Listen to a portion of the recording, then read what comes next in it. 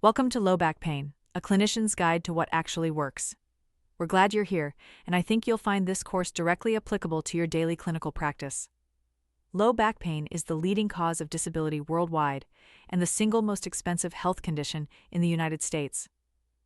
Approximately 619 million people are affected globally, and that number is projected to exceed 843 million by 2050. In the United States alone, annual healthcare spending surpasses $134 billion for low back and neck pain combined, with indirect costs from lost productivity adding hundreds of billions more. Despite decades of research and a rapidly growing evidence base, there's a persistent and consequential gap between what the evidence recommends and what clinicians actually do in practice. Studies consistently show patterns of low-value care, unnecessary imaging for patients without red flag findings, over-reliance on opioid analgesics despite clear guideline recommendations against first-line use, too little physical therapy and exercise-based intervention, and poor integration of psychological and self-management strategies into routine treatment plans. Only 5 to 7% of Medicare beneficiaries with acute low back pain receive physical therapy, while nearly 1 in 4 fill an opioid prescription within 30 days of diagnosis. Early, inappropriate imaging has been shown to increase the risk of downstream surgery and to inflate per-patient annual costs by more than $4,000. These aren't just academic concerns. They translate into real patient harm and avoidable strain on an already overburdened healthcare system. This continuing education course is designed to bridge that evidence-practice gap. Drawing on systematic reviews, meta-analyses, and landmark clinical trials published between 2022 and 2026, it equips physical therapists, occupational therapists, nurses, and allied health professionals with a thorough, evidence-based framework for managing low back pain across its entire clinical spectrum. We'll cover epidemiology and economic burden, natural history and prognostic stratification, clinical assessment and red flag screening, differential diagnosis including hip-spine syndrome, exercise prescription and manual therapy, pharmacological and interventional management, psychological interventions and pain neuroscience education, and patient self-management strategies. Each module translates current evidence into actionable clinical decision-making. You'll learn to identify patients at risk for chronicity using validated screening tools, apply imaging stewardship principles, select exercise modalities matched to patient presentation and recovery phase, integrate biopsychosocial approaches into everyday practice, and recognize when escalation to interventional or surgical management is and is not supported by the evidence.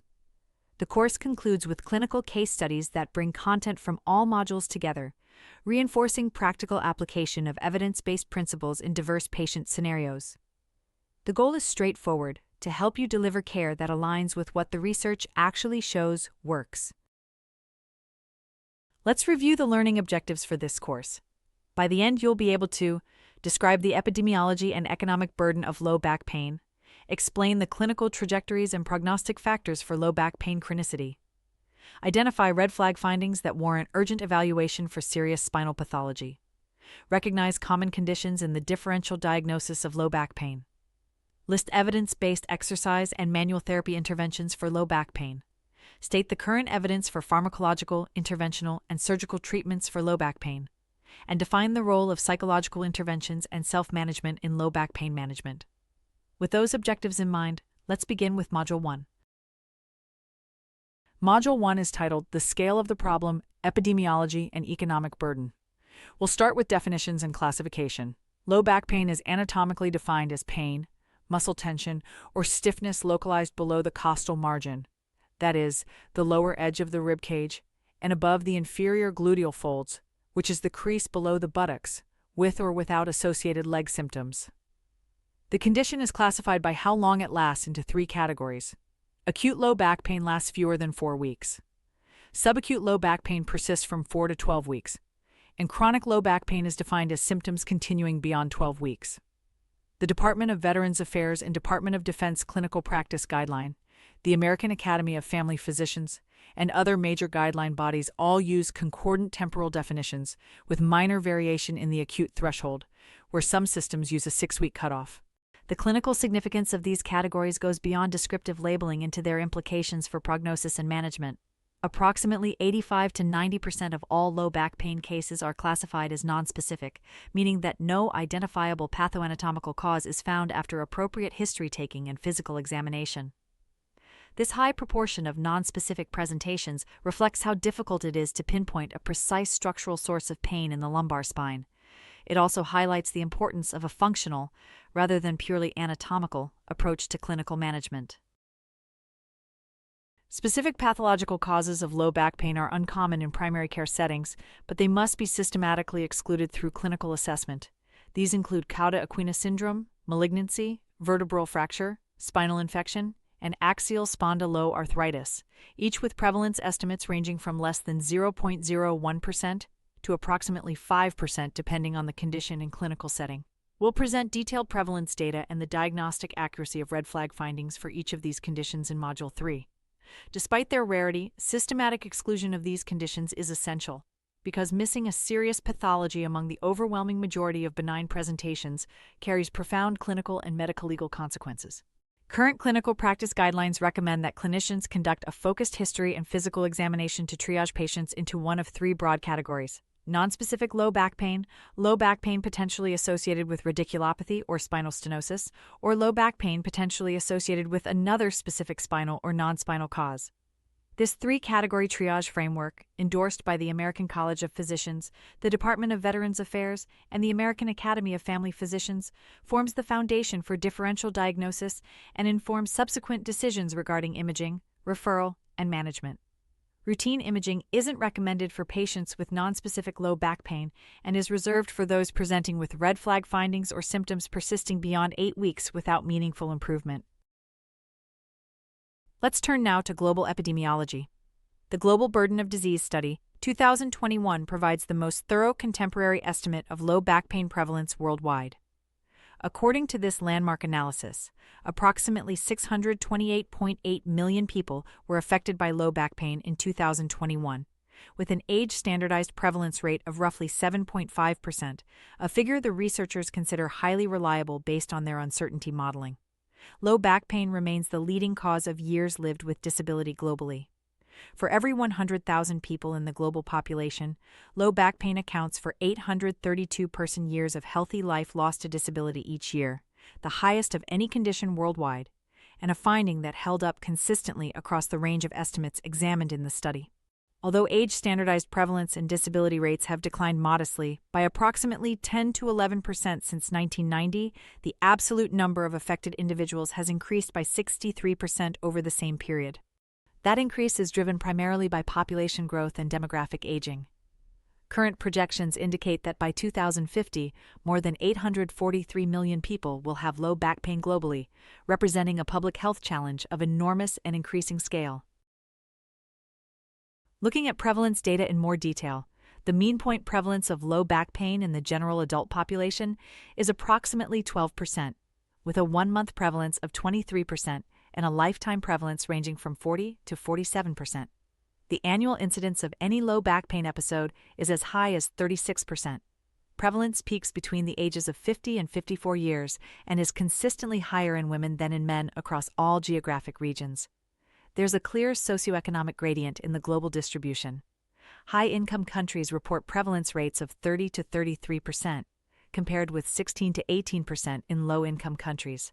That pattern likely reflects both greater detection and reporting capacity and differences in occupational and lifestyle exposures. Among modifiable attributable risk factors, occupational ergonomic exposures are the single largest contributor, accounting for 38.8% of years lived with disability globally.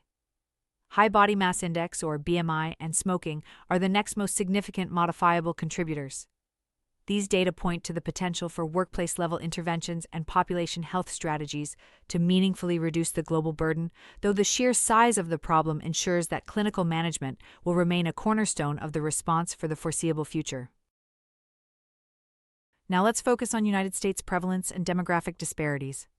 The burden of low back pain in the United States is substantial by any measure. Up to 84% of U.S. adults experience low back pain at some point in their lives.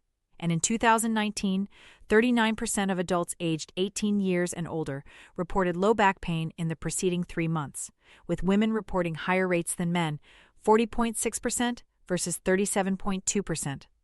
Annual prevalence of acute low back pain ranges from 11 to 38%, with a lifetime prevalence of approximately 40%.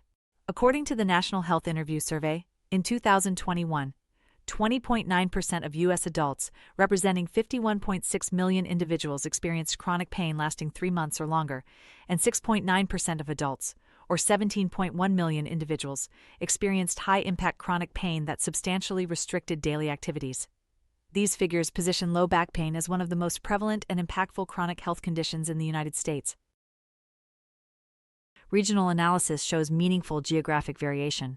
The U.S. Midwest has the highest incidence, prevalence, and disability-adjusted life years attributable to low back pain, with Midwestern females and adults aged 25 to 49 years particularly affected. Uninsured status is positively correlated with both higher low back pain prevalence and greater disability burden, suggesting that access barriers contribute to disease persistence and chronification. Racial and ethnic disparities in low back pain prevalence and outcomes represent a critical area of concern that demands clinical attention. A systematic review of racial and ethnic disparities found that white and American Indian or Alaska Native adults have higher low back pain prevalence in community-based studies, while Black, Hispanic or Latino, and Asian adults have lower overall prevalence. But those aggregate prevalence figures mask essential disparities in pain impact and chronification. Black and Hispanic patients are at significantly higher risk of developing high-impact chronic low back pain even after adjustment for socioeconomic factors. Specifically, 30% of Black patients and 25% of Hispanic patients developed high-impact chronic low back pain at 6 months, compared with only 15% of white patients. Native American and multiracial adults experience the highest chronic pain prevalence overall, a disparity largely attributable to lower socioeconomic status. These findings highlight the need for clinicians to consider social determinants of health and structural inequities as integral components of clinical assessment and management. Turning to healthcare costs and utilization, low back pain is the single most expensive health condition in the United States. Annual expenditures for low back and neck pain were estimated at $134.5 billion, the highest among all 154 health conditions analyzed. And this estimate was statistically robust, with a narrow range of uncertainty around that figure. Of that total, 57.2% was paid by private insurance, 33.7% by public insurance, and 9.2% by out-of-pocket payments. Spending growth has continued at annualized rates of 2.6% for private insurance and 2.9% for public insurance. At the individual patient level, pooled annual direct costs for low back pain in high-income countries are $9,231 per patient, with total costs including both direct and indirect expenditures, averaging $10,143 per patient per year. Among over 1.2 million Medicare beneficiaries with newly diagnosed low back pain, non-operative management accounted for over $7 billion in costs, $5,880 per person in the year of diagnosis, while only 1.8% of patients underwent surgery, yet surgical cases consumed 7% of total cohort costs, totaling $514 million and averaging $21,496 per surgical patient. Here's what's perhaps most striking. Guideline non-adherence, particularly early imaging and opioid prescribing, increased annual costs by $4,012 per person, with non-adherent patients costing $7,873 compared with $3,861 for adherent patients, a difference that was statistically significant and almost certainly not attributable to chance. Adherence to imaging guidelines alone could save over $2.8 billion in total healthcare costs. The global macroeconomic burden of musculoskeletal disorders, with low back pain as the single largest contributor, was estimated at approximately $2,100 billion in 2021, representing 1.41% of global gross domestic product and reaching 1.74% in high-income regions.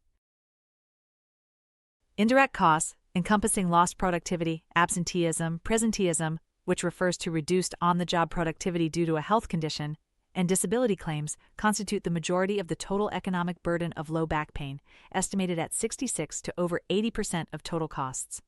The Global Burden of Disease Study reports that 15.4% of the U.S. workforce has chronic low back pain, with an average of 10.5 lost workdays per affected worker per year. That translates to approximately 264 million workdays lost annually. A 2025 cross-sectional analysis estimated total indirect costs from lost work productivity for all chronic pain in the United States at $192.2 billion in 2021, with chronic pain patients incurring an additional $2,923 per person in lost productivity compared to those without chronic pain. Low back pain is consistently identified as the predominant contributor. It remains the single most common diagnosis responsible for sick leave, long-term disability payments, and early retirements, and productivity loss remains substantially elevated even 5 years after initial treatment. Healthcare utilization patterns reveal both the scope of the problem and the persistence of low-value care. Low back pain accounts for 5.3% of all U.S. emergency department visits, with an estimated 52.8 million emergency department visits from 2016 to 2022. The mean patient age was 45.4 years, 60.3% were women, and the mean pain score was 7.2 out of 10. Physical therapy utilization remains strikingly low. Only 5.5 to 6.7% of Medicare beneficiaries with acute low back pain received physical therapy. On a more encouraging note, opioid prescribing for low back pain in the emergency department has declined substantially in recent years, from 35% administered and 32.5% prescribed in 2016 to 24.5% and 13.5% in 2022, respectively. That reflects the impact of evolving prescribing guidelines and increased awareness of opioid-related harms. The economic case for guideline concordant care is strong. A 2025 Cochrane overview of 31 systematic reviews encompassing 644 trials and 97,183 adults found moderate certainty evidence that exercise therapies, multidisciplinary interventions, and psychologically informed approaches provide small to moderate improvements in pain and function for chronic low back pain. Early physical therapy, initiated within 2 weeks of presentation, is associated with substantially lower likelihood of chiropractor visits, cutting the odds by roughly 60%, as well as meaningfully lower odds of pain specialist visits, reduced by about half, emergency department visits reduced by a similar margin, advanced imaging reduced by over 40%, and epidural steroid injections reduced by roughly 1/3, all measured at 30 days. These reductions were consistent and reliable across the study population. The Spine Care randomized clinical trial showed that a biopsychosocial intervention produced a clinically meaningful and statistically significant reduction in disability at 3 months, measured by the Oswestry Disability Index, a 0 to 100 disability scale described in Module 3, with an average improvement of nearly 6 points, a difference that was clearly not due to chance. The trial also showed a modest but real reduction in spine-related spending at 1 year, with treated patients spending roughly 7% less than controls, a finding that just reached the threshold for statistical significance. Taken together, these findings tell us that realigning clinical practice with evidence-based guidelines has the potential to simultaneously improve patient outcomes and reduce healthcare spending. That concludes Module 1. In the next module, we'll explore the natural history of low back pain and the prognostic factors that determine which patients are at greatest risk for developing chronic symptoms. Welcome to Module 2, Clinical Course, Natural History, Recurrence, and Transition to Chronicity. In this module, we'll explore what actually happens over time when a patient develops low back pain. We'll look at the distinct trajectories patients follow, the high likelihood of recurrence, the factors that drive the transition from acute to chronic pain, and the tools available to identify patients at greatest risk. Understanding this clinical course is foundational for accurate patient counseling, appropriate treatment selection, and realistic goal setting throughout the course of care. Let's begin with pain trajectories. The natural history of low back pain has undergone a fundamental shift in how we think about it over the past decade. Rather than a simple either-or between acute episodes that resolve and chronic conditions that persist, contemporary evidence describes a complex spectrum of clinical trajectories, each with distinct prognostic implications. A 2024 systematic review and meta-analysis of clinical course data provides the most thorough quantified benchmarks for trajectory-based prognostication. In acute low back pain cohorts, mean pain scores on a 0 to 100 scale decreased from 56 at baseline to 26 at 6 weeks, 22 at 26 weeks, and 21 at 52 weeks. So the majority of improvement occurs within the first 6 weeks, with later gains being incremental. For patients presenting with subacute low back pain, Mean pain scores began higher at 63 at baseline, improved to 29 at 6 weeks, but then plateaued between 29 and 31 at 26 and 52 weeks. That tells us meaningful recovery occurs early, and subsequent improvement is minimal. For those with persistent or chronic low back pain, mean scores remained elevated throughout the observation period: 56 at baseline, 48 at 6 weeks, 43 at 26 weeks, and 40 at 52 weeks, reflecting only modest improvement over an entire year of follow-up. 3 principal pain trajectories have been described in the literature. The recovery trajectory includes patients who experience rapid or gradual improvement to minimal pain levels. The ongoing trajectory includes individuals with moderate or fluctuating pain that neither fully resolves nor becomes uniformly severe. And the persistent trajectory describes patients with constant high-level pain that shows minimal, meaningful change over time. Approximately 70% of patients presenting with acute low back pain follow a recovery trajectory, reflecting the generally favorable prognosis of new-onset episodes. In contrast, ongoing and persistent trajectories predominate among patients with established chronic low back pain, collectively affecting 40 to 50% of this population.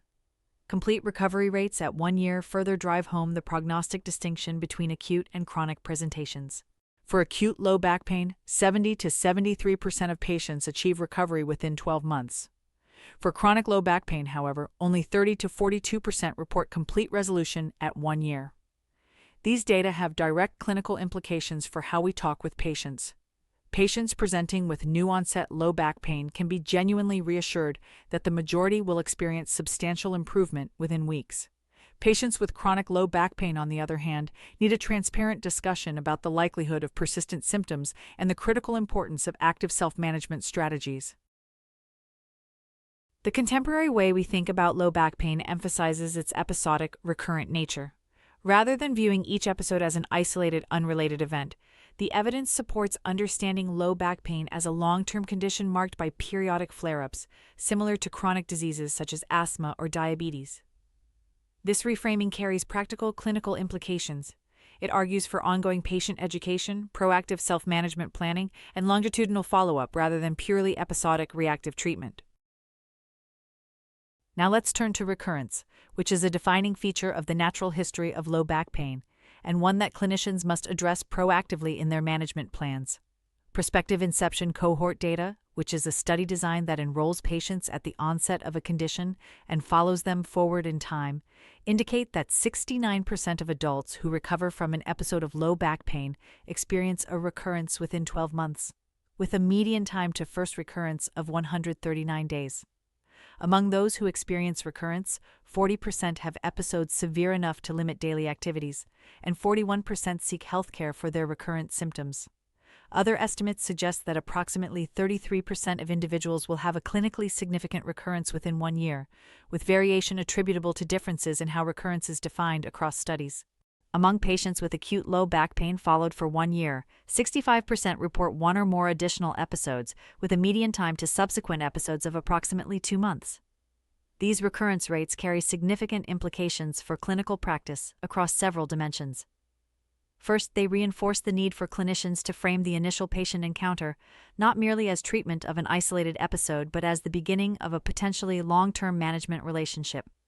Second, they argue for preventive strategies, including ongoing exercise programs, self-management education, and psychosocial risk factor modification, as integral components of acute low back pain management, not afterthoughts reserved for patients who fail to improve.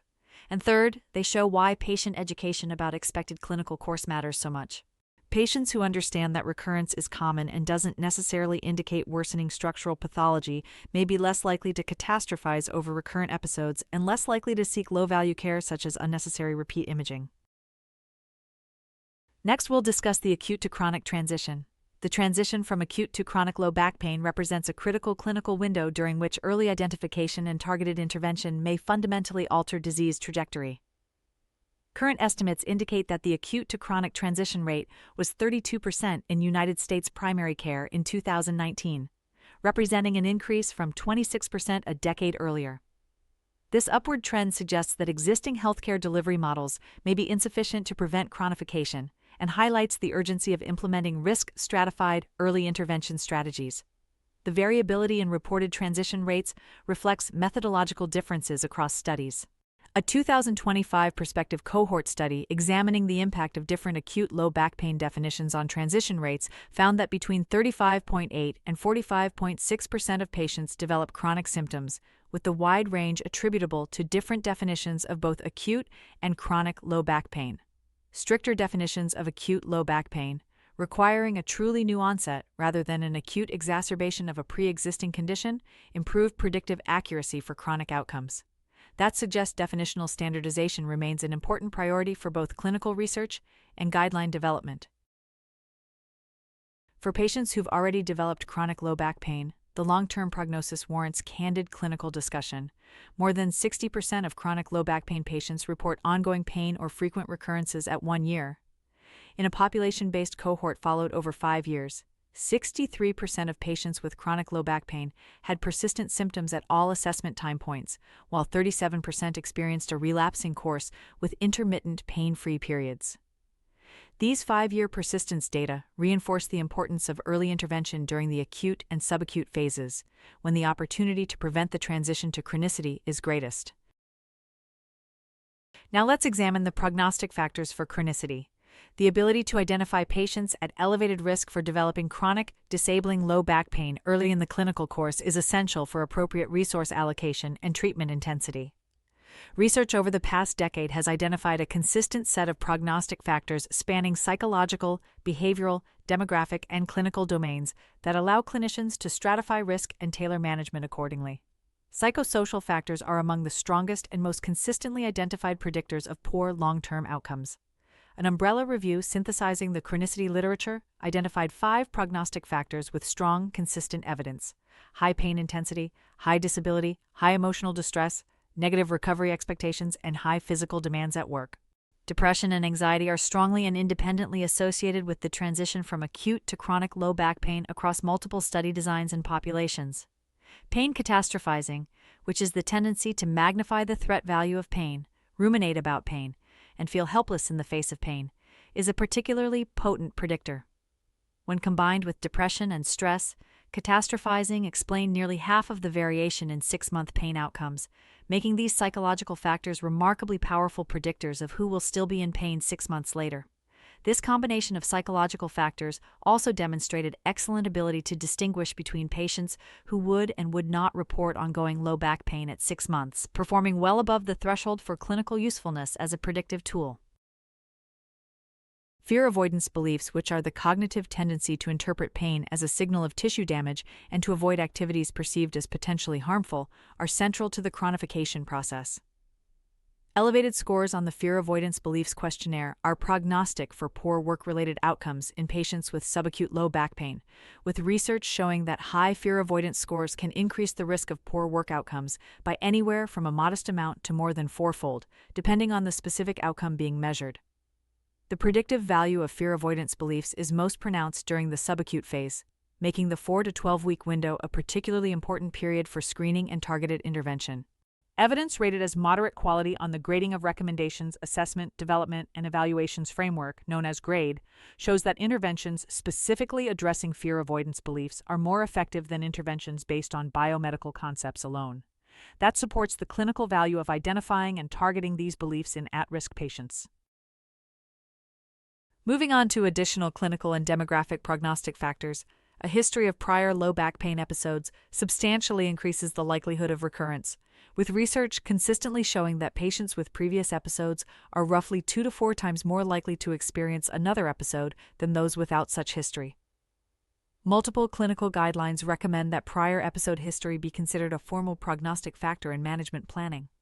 Baseline disability demonstrates a dose-dependent relationship with chronic outcomes that's particularly useful for clinical risk stratification. The risk of developing chronic low back pain at 6 months increases progressively with each level of baseline disability. Patients with moderate disability have a modestly elevated risk, those with severe disability have roughly double the risk, and those with very severe disability have more than double the risk, compared with patients who start with minimal disability. Rowland-Morris Disability Questionnaire scores, which is a 24-item functional disability measure described in Module 3, of 17 or higher at initial assessment predict poor recovery at 3 months. Demographic factors also modify prognosis in clinically meaningful ways. Older age is strongly associated with chronicity, with adults aged 65 years and older facing a dramatically elevated risk, roughly 7 times higher than younger adults. Female sex is associated with persistent pain trajectories, with women facing approximately twice the risk of following a persistent course. Low socioeconomic status confers a substantially elevated risk, roughly 5 times greater, for following a persistent pain trajectory. And racial disparities in the transition to chronic pain demand clinical attention. 30% of Black patients and 25% of Hispanic patients developed high-impact chronic low back pain at 6 months, compared with 15% of white patients. Black race remained an independently significant predictor even after accounting for other relevant clinical and demographic factors, with roughly 40% higher odds of developing chronic pain. These disparities likely reflect complex interactions among social determinants of health, healthcare access, provider communication patterns, and structural inequities that clinicians must consider in their prognostic assessments. Now let's look at risk stratification tools that allow clinicians to put these prognostic factors into action at the point of care. The Start Back screening tool is a brief 9-item questionnaire that stratifies patients into low, medium, or high-risk categories based on physical and psychosocial prognostic factors. In validation studies, 22% of low risk, 62% of medium risk, and 80% of high-risk patients developed persistent disabling back pain at 6 months. Medium-risk patients were approximately 3 times more likely, and high-risk patients nearly 4 times more likely to develop persistent disability compared with the low-risk group, demonstrating strong and reliable separation between risk categories. Early implementation of the Start Back Stratified Care Program in a pragmatic study of 5,233 patients across 77 United States primary care sites was associated with decreased progression to chronic low back pain, 50% fewer work absences, decreased unnecessary specialist referrals, and reduced medication use. The Orebro Musculoskeletal Pain Screening Questionnaire is a longer, more detailed instrument that has demonstrated strong predictive validity for work absenteeism and moderate validity for persistent pain and disability. The Department of Veterans Affairs and Department of Defense Clinical Practice Guideline recommends the use of either the Start Back tool or the Orebro instrument for routine risk stratification in primary care settings. The real clinical value of these tools lies not merely in their predictive accuracy, but in their ability to guide treatment matching, directing low-risk patients towards simpler, less resource-intensive care, while ensuring that high-risk patients receive the intensive, psychologically informed, multimodal interventions they require. Let's briefly touch on emerging biomarkers. While psychosocial and clinical factors currently dominate risk prediction models, emerging biological research is expanding the prognostic toolkit. Genetic studies estimate the heritability of low back pain at 21 to 67%, and a genome-wide association study meta-analysis involving over 325,000 participants has identified 18 risk loci, providing early insights into the molecular architecture of low back pain susceptibility. Neurobiological measures, including cortical function and sensoromotor plasticity assessments, have explained an additional 15% of the variance in 6-month pain intensity beyond psychosocial factors alone. Peripheral immune biomarkers have shown preliminary promise in predicting the transition from acute to chronic low back pain, independent of self-reported pain intensity, sex, and age. Although these biological markers aren't yet incorporated into clinical practice guidelines, they represent a promising frontier for enhancing prognostic precision and potentially enabling targeted, individualized interventions in future clinical practice. Welcome to Module 3, where we focus on clinical assessment, red flag screening, and diagnostic imaging. These 3 topics form the practical core of your initial encounter with any patient who walks in with low back pain. By the end of this module, you'll have a clear, evidence-based framework for evaluating these patients efficiently and safely. Let's begin with the structured clinical assessment.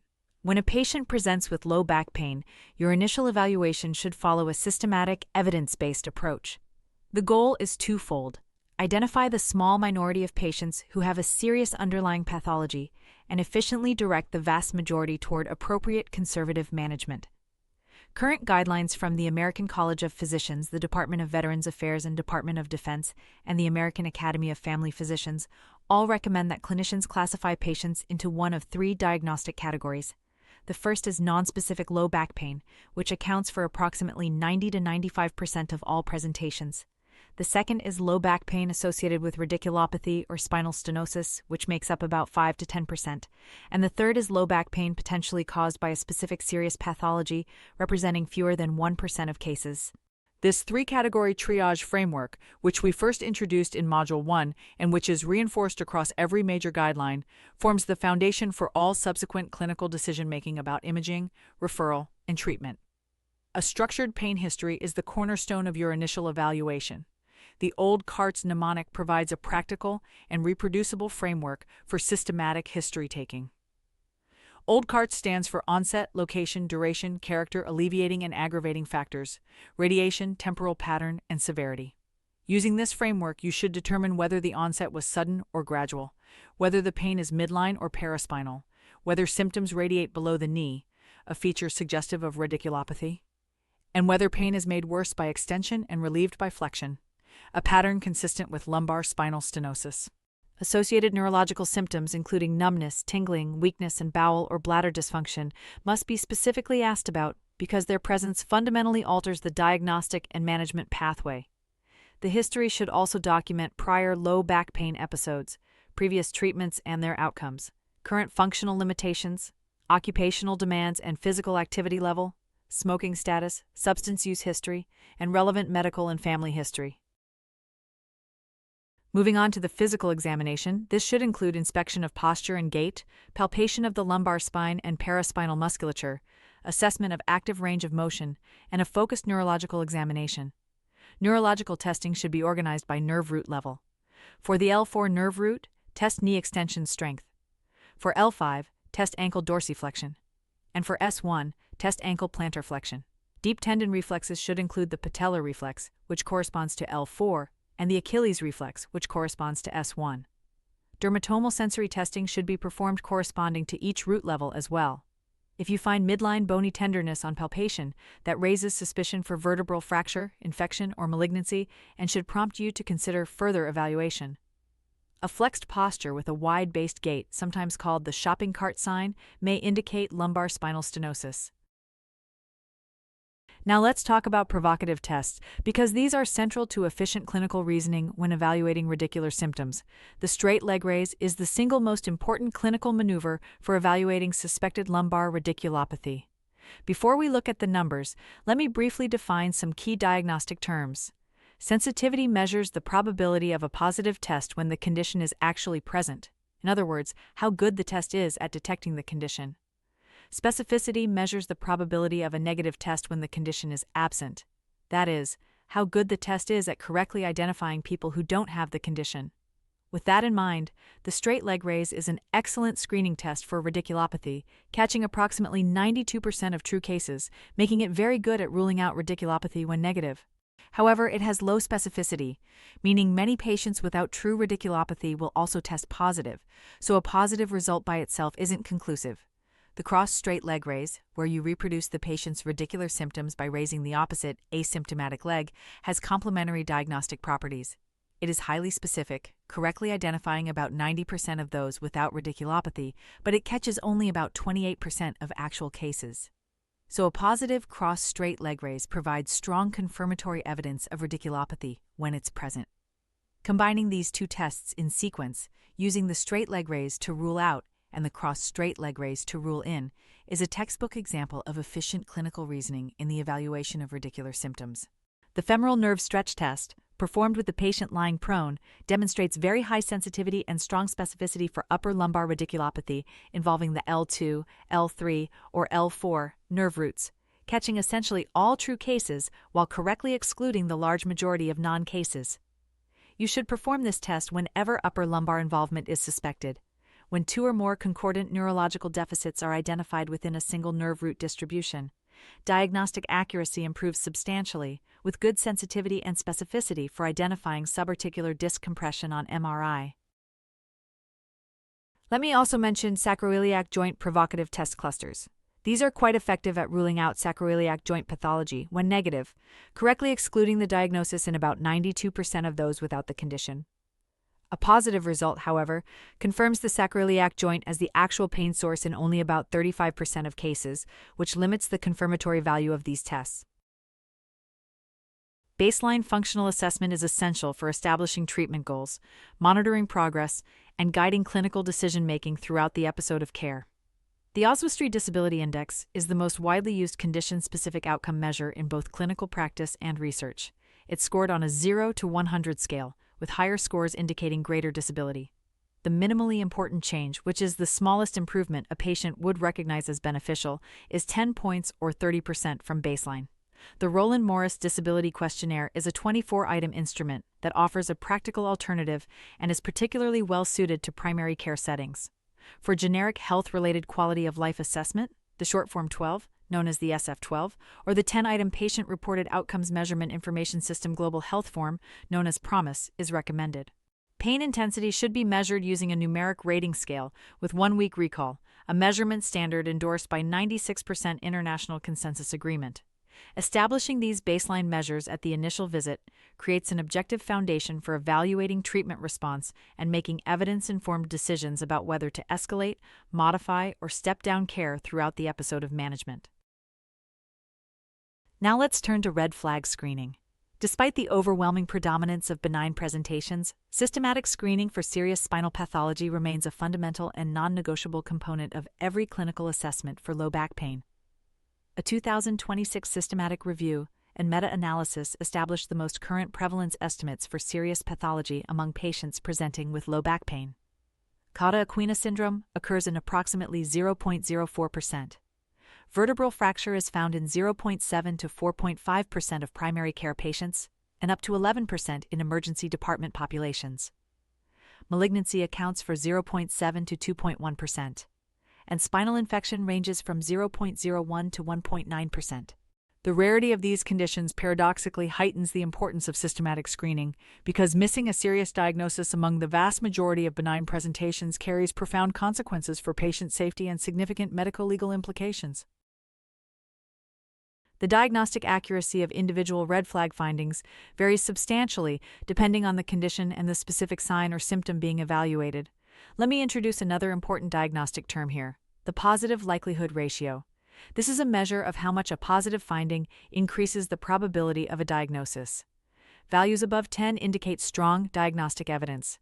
For Cauda-equina syndrome, saddle anesthesia is among the strongest individual diagnostic indicators, substantially increasing the probability of the diagnosis when present. Urinary retention and loss of anal tone are also meaningful positive findings, though somewhat less powerful on their own. The sensitivities of these individual findings are low, however, with each one present in fewer than half of confirmed cases, meaning that their absence doesn't reliably exclude the diagnosis. One particularly useful clinical teaching point: in the absence of urinary retention specifically, the probability of Cauda-equina syndrome decreases to approximately 0.01%, making it a powerful rule-out feature. For suspected vertebral fracture, 2 Cochrane systematic reviews published in 2023 provide the most rigorous contemporary synthesis of red flag diagnostic accuracy. Significant trauma meaningfully increases fracture probability, and so does older age of 70 years or greater, while corticosteroid use is one of the strongest individual predictors, substantially increasing the likelihood of fracture, particularly with prolonged use. A contusion or abrasion identified in tertiary care settings is a particularly powerful indicator, strongly raising the probability of fracture when present. For spinal malignancy, a history of cancer is the most reliable individual red flag, catching about 3/4 of cases while also being reasonably specific, and it raises the probability of spinal malignancy to roughly 1 in 3 when present. Here's a sobering finding from a 2025 scoping review. 64% of patients ultimately diagnosed with spinal malignancy had no associated red flags at initial presentation. That statistic really drives home the limitations of screening by individual signs alone. For spinal infection, fever in the emergency department setting is one of the most powerful individual diagnostic indicators for any serious spinal pathology, dramatically increasing the probability of infection when present. Intravenous drug use is also a strong and reliable predictor, and the presence of an indwelling vascular catheter is similarly powerful, substantially raising the likelihood of spinal infection. This brings us to a critical clinical principle. The presence of multiple red flags in combination dramatically increases diagnostic performance beyond what any individual finding achieves in isolation. For vertebral fracture in patients older than 75 years, the presence of more than one additional factor, such as recent trauma, osteoporosis, pain severity of 7 or greater out of 10, or thoracic pain, raises the fracture risk to at least 42%. The combination of older age and female gender is a particularly strong predictor, raising fracture probability many times over what either factor alone would suggest. And this finding was highly reliable despite some imprecision in the estimate. Having 4 of 5 red flags positive in secondary care strongly increases fracture probability roughly tenfold. Trauma combined with neurological deficit is one of the most powerful combinations, raising fracture probability dramatically, with fracture risk potentially reaching as high as 90% when several red flags are present simultaneously, though there is some imprecision in this estimate given the relatively small numbers of patients studied. For malignancy, a history of cancer combined with clinical suspicion raises the probability of malignancy approximately 28-fold, while a history of cancer combined with unexplained weight loss increases the probability roughly 10-fold. For suspected cauda equina syndrome, the simultaneous presence of urinary retention, saddle anesthesia, and progressive bilateral neurological deficit should trigger emergent magnetic resonance imaging without delay. An important clinical teaching point to remember: red flag findings typically aren't subtle. They tend to be persistent from onset, commonly progressive, and present in cause-related clusters rather than appearing in isolation. We need to acknowledge a significant limitation of current red flag screening, which is the lack of consensus across clinical practice guidelines. A review of national and international guidelines identified 46 discrete red flags across 16 different guideline documents, with little agreement on how to prioritize, combine, or weight them. No widely accepted clinical prediction rules currently exist for integrating multiple red flags into a composite risk estimate, and the absence of red flags doesn't reliably exclude serious pathology in all cases. These limitations reinforce the importance of clinical judgment, longitudinal reassessment, and a low threshold for further evaluation when symptoms worsen, when new neurological findings develop, or when the patient fails to improve as expected. Let's move to diagnostic imaging. The evidence base regarding diagnostic imaging for low back pain supports a consistently conservative approach that contrasts sharply with common clinical practice patterns. As we discussed in Module 1, guideline non-adherence in imaging is a major driver of excess healthcare spending, with early, inappropriate imaging increasing per patient annual costs by more than $4,000. For adults with acute, subacute, or chronic low back pain who don't present with red flag findings, diagnostic imaging, including plain radiographs, computed tomography, and magnetic resonance imaging, is classified as usually not appropriate by the American College of Radiology, regardless of symptom duration. This consensus recommendation is shared across the American College of Physicians, the National Institute for Health and Care Excellence, and the Choosing Wisely campaign, and it represents one of the most broadly endorsed imaging stewardship positions in all of medicine. There are specific clinical situations, however, in which imaging is indicated. Emergent MRI is warranted for suspected cauda equina syndrome, MRI, which is preferred, or computed tomography should be obtained for suspected malignancy or infection. Plain radiography is appropriate for suspected vertebral compression fracture. An MRI is indicated for patients with persistent symptoms beyond 6 weeks who are being considered for surgical or interventional management. Computed tomography is an acceptable alternative when MRI is contraindicated or unavailable. A fundamental challenge in imaging interpretation, and a major driver of low-value downstream care, is the extraordinarily high prevalence of structural findings in completely asymptomatic individuals. Disc degeneration is present in 37% of asymptomatic 20-year-olds and increases progressively to 96% of asymptomatic 80-year-olds. Disc bulges occur in 30% of asymptomatic 20-year-olds and 84% of asymptomatic 80-year-olds. These findings represent normal age-related changes rather than pathological processes, similar to gray hair or skin wrinkles, yet they're routinely identified and reported on imaging studies obtained for low back pain, often using alarming terminology that implies clinical significance where none exists. A population-based cohort study confirmed that most MRI degenerative findings were not associated with current or future low back pain severity, with nearly all observed effects measuring less than 1 unit on a 0 to 10 pain scale, an amount too small to be clinically meaningful. An analysis of 262 lumbar spine imaging reports found that 95 to 99% contained at least one clinically unimportant finding, yet only 18% of those findings were described using language that qualified them as benign in the radiology report. This framing gap between the clinical insignificance of many findings and the alarming language used to describe them has direct implications for patient anxiety and subsequent care-seeking behavior. The documented harms of unnecessary imaging extend well beyond the immediate monetary cost of the study itself.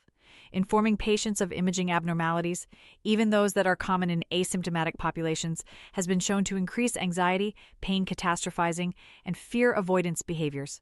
This is known as the labeling effect. Routine imaging for nonspecific low back pain doesn't provide meaningful psychological reassurance and may paradoxically worsen the patient's experience of their condition by anchoring their understanding of their pain to structural findings that are unlikely to be its cause. And here's what may be most concerning. Early imaging is associated with a cascade of downstream procedures. Patients who underwent lumbar MRI within 6 weeks of symptom onset were approximately 12 times more likely to undergo surgery compared with those who didn't receive early imaging, 1.48% versus 0.12%, and that difference was statistically significant and almost certainly not due to chance. Early MRI was also associated with greater opioid use at 35.1% versus 28.6%. Higher final pain scores at 1 year, and roughly 45% greater acute care costs, $8,082 versus $5,560. Unneeded lumbar spine. MRI alone is estimated to cost the United States healthcare system approximately $300 million per year. So what can we do about this? Strategies to reduce unnecessary imaging include clinical decision support systems embedded in electronic health records, audit and feedback mechanisms that provide clinicians with data on their ordering patterns, standardized patient communication frameworks that address the desire for imaging directly, inclusion of benchmark prevalence data for age-matched asymptomatic populations in radiology reports, shared decision-making tools, and performance quality metrics, such as those maintained by the National Committee for Quality Assurance. These implementation strategies represent practical, evidence-informed levers that healthcare systems and individual clinicians can deploy to align imaging practice with evidence-based guidelines, simultaneously improving the quality of care and reducing unnecessary spending for patients with low back pain. Welcome to Module 4, where we turn our attention to differential diagnosis and an often overlooked clinical entity known as hip spine syndrome. Accurate differential diagnosis is essential for directing patients toward appropriate, evidence-based management and avoiding the diagnostic and therapeutic pitfalls that arise from attributing all low back pain to a single nonspecific category. While the three-category triage we described in Module 3 provides an efficient initial classification, a more detailed differential diagnosis is warranted when the clinical presentation doesn't fit a straightforward nonspecific pattern or when initial conservative management fails to produce the expected improvement. Contemporary evidence supports a 9-etiology differential framework covering the most common and clinically important causes of low back pain encountered in practice. Let's walk through each one. The first and most prevalent etiology is nonspecific low back pain, which accounts for approximately 85 to 90% of all presentations. Patients typically report an aching mechanical pain without radiation below the knee and without neurological symptoms. The physical examination is nonfocal, often revealing only paraspinal tenderness with a fully intact neurological examination. No diagnostic testing is required, as the diagnosis is clinical. First-line management includes patient education, advice to remain physically active, superficial heat, and non-steroidal anti-inflammatory drugs as needed. The second etiology is lumbar radiculopathy, which presents with sharp or shooting pain radiating below the knee in a dermatomal distribution, often accompanied by numbness or weakness in the affected myotome. A positive straight leg raise, which catches approximately 92% of true cases, or a positive crossed straight leg raise, which is highly specific and strongly confirms the diagnosis when positive, along with focal neurological deficits, supports the diagnosis. MRI is indicated when an interventional or surgical procedure is being considered, and electrodiagnostic studies may help clarify ambiguous presentations where the clinical picture doesn't localize clearly. Initial management includes nonsteroidal anti-inflammatory drugs, a short course of oral corticosteroids, and physical therapy, with epidural steroid injection or surgical referral reserved for refractory cases. The third etiology is referred somatic pain, which arises from structures such as facet joints, intervertebral discs, or ligaments. It manifests as dull aching pain referred to the buttock or posterior thigh without neurological symptoms. Pain that worsens with spinal extension suggests facet joint involvement, while flexion-aggravated pain suggests a discogenic origin. The centralization phenomenon, whereby pain moves toward the midline with repeated movement testing, meaningfully increases the likelihood of a discogenic pain source and helps identify patients who are likely to respond to directional preference exercise approaches. Modic type 1 end plate changes on MRI are a strong indicator of discogenic pain when imaging is obtained. Management includes physical therapy, spinal manipulation, and nonsteroidal anti-inflammatory drugs, with medial branch blocks or radiofrequency ablation considered for refractory facet joint pain. The fourth etiology is lumbar spinal stenosis, which characteristically presents with neurogenic claudication, that is, bilateral leg pain, heaviness, or weakness that is provoked by walking and standing and relieved by sitting or bending forward. A wide-based gait carries specificity exceeding 90% for stenosis, and the classic shopping cart sign reflects the patient's spontaneous adoption of a flexed posture during walking to increase the cross-sectional area of the spinal canal. MRI is pursued when surgical intervention is being considered. First-line management emphasizes flexion-based physical therapy exercises and nonsteroidal anti-inflammatory drugs, with surgical decompression reserved for patients with severe or progressive functional impairment. The fifth etiology is sacroiliac joint dysfunction, which typically causes unilateral buttock and lower back pain that worsens with prolonged sitting and during transitional movements such as rising from a chair. Clusters of sacroiliac joint provocative tests moderately increase the likelihood of sacroiliac joint involvement when positive, though the reference standard for diagnosis remains a fluoroscopically guided intra-articular injection. Physical therapy targeting pelvic and core stability constitutes first-line management, with sacroiliac joint corticosteroid injection reserved for patients who don't respond adequately to conservative measures. The sixth etiology is hip pathology presenting as low back pain, which we'll discuss in greater detail in the hip spine syndrome section shortly. Characteristic features include groin or lateral hip pain that worsens with weight-bearing activities and limited hip range of motion on examination. The seventh etiology is peripheral neuropathy, which produces distal symmetric burning or tingling that is characteristically not posture-dependent, and that's a key feature distinguishing it from radiculopathy. A stocking glove pattern of sensory loss with diminished ankle reflexes is typical. Electrodiagnostic studies and laboratory evaluation, including fasting glucose, vitamin B12, and thyroid function tests, confirm the diagnosis, and management targets the underlying etiology. Here's an important point. Up to 25% of patients presenting for electrodiagnostic evaluation of suspected radiculopathy are found to have a peripheral neuropathy or other non-radicular condition as the primary diagnosis. That highlights the importance of maintaining a broad differential. The eighth etiology is psychosocially driven pain, which should be considered when the pain presentation is disproportionate to objective findings, widespread in distribution, or accompanied by significant depression, anxiety, or pain catastrophizing. As we discussed in Module 2, psychosocial factors are among the strongest predictors of the transition from acute to chronic low back pain, and identifying them during the differential diagnosis process has direct therapeutic implications. Non-anatomic findings on examination may be present, including Waddell signs, which we'll discuss shortly. Management emphasizes cognitive behavioral therapy, mindfulness-based interventions, and multidisciplinary rehabilitation, which will be covered in detail in Module 7. The ninth and final etiology is medication-related low back pain, which occurs when the temporal onset of symptoms correlates with initiation of or dose changes in specific medications without mechanical precipitants. Corticosteroid-induced osteoporosis leading to vertebral compression fractures and statin-induced myopathy are among the most common drug-related causes. Physical examination may reveal proximal weakness in the case of myopathy or vertebral point tenderness in the case of fracture. Management requires discontinuation or modification of the offending agent and appropriate treatment of any secondary condition that has developed. Before we move on, I want to emphasize an overarching principle about differential diagnosis in low back pain. Clinicians should stay aware that diagnostic overlap is common in musculoskeletal practice. Over-reliance on imaging is a major diagnostic pitfall, as incidental findings are extraordinarily prevalent and frequently lead to misattribution of symptoms to structural abnormalities that aren't the actual pain source. A systematic, hypothesis-driven approach to the differential, rather than reflexive imaging, followed by attribution to whatever the scan reveals, is the hallmark of high-quality clinical reasoning in the management of low back pain. Now let's discuss Waddell signs.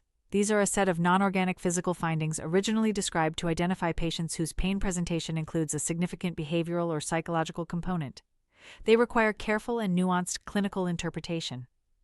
The current consensus, supported by structured evidence reviews, is that these signs are indicators of illness behavior, which refers to patterns of symptom reporting influenced by psychological distress, and somatic amplification, which is a heightened tendency to perceive normal bodily sensations as painful or threatening. They are not markers of malingering or intentional deception.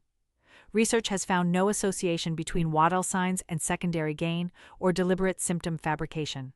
Elevated scores, however, typically defined as 2 or more positive signs out of 5, are associated with increased odds of somatic over-reporting and predict poorer outcomes following interventional procedures, with each additional positive sign modestly increasing the risk of poor results.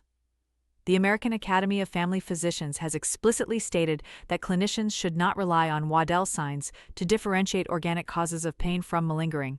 Rather, the presence of these signs should prompt clinicians to explore psychosocial contributors to the patient's pain experience and to consider referral for psychological evaluation and support as part of a whole-person management approach. This reinterpretation of Waddell signs, from a test for deception to a clinical indicator of psychological distress, aligns with the broader shift toward biopsychosocial models of pain management. That's a central theme throughout this course. Now we come to a topic that's far more prevalent than commonly appreciated and represents one of the most clinically consequential diagnostic pitfalls in musculoskeletal practice: hip pathology mimicking low back pain. Among patients presenting to a spine surgery clinic, 50.5% had concurrent greater trochanteric pain syndrome. Greater trochanteric pain syndrome refers to lateral hip pain arising from the tendons and bursae surrounding the bony prominence on the outer hip. There was a notable female predilection, with 60% of women affected versus 32.8% of men, a difference that was statistically significant and clearly not due to chance. Nearly half of these patients improved with targeted trochanteric injections rather than spinal interventions, suggesting that their primary pain generator had been misidentified. In patients with femoroacetabular impingement syndrome, which refers to abnormal contact between the ball and socket of the hip joint during movement, 60% reported clinically significant low back pain with visual analog scale scores of 30 or greater out of 100. Among 657 referrals for presumed sciatica, 10.95% were ultimately diagnosed with greater trochanteric pain syndrome rather than true sciatic nerve pathology. These prevalence data argue strongly for routine hip assessment in any patient presenting with low back pain, particularly when the clinical response to spine-directed treatment is disappointing. The clinical and economic consequences of misattribution are substantial. Patients may undergo unnecessary spinal imaging, receive ineffective spinal interventions, and experience prolonged disability while the true pain generator remains unaddressed. Distinguishing hip osteoarthritis from lumbar spinal stenosis requires systematic attention to both historical features and physical examination findings, as the two conditions share overlapping symptom profiles and frequently coexist in older adults. Historical features that favor hip osteoarthritis include groin pain, which meaningfully increases the likelihood of a hip source, pain that decreases with continued walking, which is a moderately strong discriminator, difficulty getting in or out of a car, which also favors hip pathology, pain with dressing the symptomatic leg, another moderately useful indicator, and knee pain, which provides a modest increase in hip probability. Notably, back pain alone and buttock pain don't meaningfully discriminate between the two conditions. That really shows the inadequacy of relying solely on pain location for differential diagnosis. On physical examination, the strongest discriminating information comes from limited weight bearing on the painful leg, which strongly favors a hip source, an observed limp, which is similarly powerful, and painful restricted range of motion with hip maneuvers, which is one of the most discriminating physical findings in all of musculoskeletal medicine, very strongly favoring hip osteoarthritis over lumbar spinal stenosis. Limited internal rotation strongly suggests hip pathology as the primary pain source, increasing that probability manyfold. The Faber test, which stands for flexion, abduction, and external rotation, and the Fader test, which stands for flexion, adduction, and internal rotation, are key provocative maneuvers for identifying hip joint involvement. Resisted external derotation and single-leg stance tests are useful for discriminating greater trochanteric pain syndrome. When both hip and spine pathology coexist and both require surgical intervention, a clinical scenario increasingly recognized as hip-spine syndrome, the surgical sequencing evidence strongly favors a hip-first approach. In patients who underwent total hip arthroplasty before spine surgery, only 6.8% required subsequent spine surgery. Compare that with 62% of spine-first patients who then required total hip arthroplasty, a dramatic difference that was statistically significant and almost certainly reflects a true clinical phenomenon. The hip-first approach was also associated with significantly lower rates of subsequent spinal procedures, 5.7% versus 23.7%.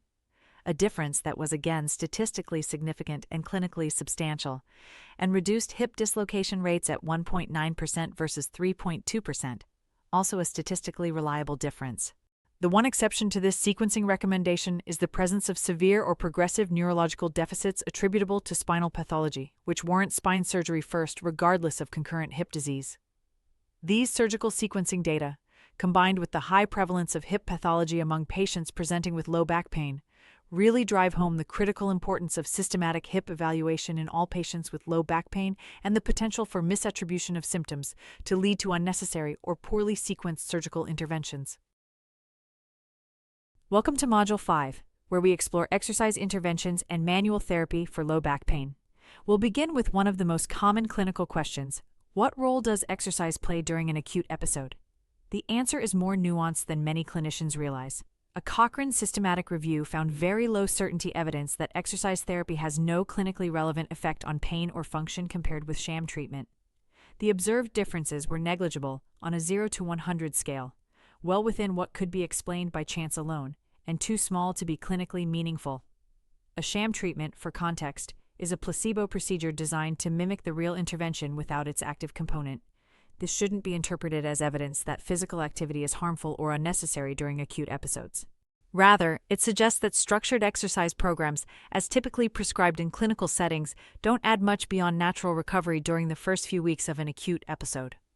What does show clear benefit in the acute phase is the advice to stay active. Moderate certainty evidence indicates that advising patients to maintain their usual activities produces small but meaningful reductions in both pain and functional limitation compared with advice to rest, with the magnitude of improvement qualifying as a small but clinically relevant effect for both outcomes. This finding reinforces one of the most consistent and important messages across all contemporary clinical practice guidelines. Bed rest should be actively discouraged, and patients with acute low back pain should be counseled to continue their normal activities to the greatest extent that pain permits.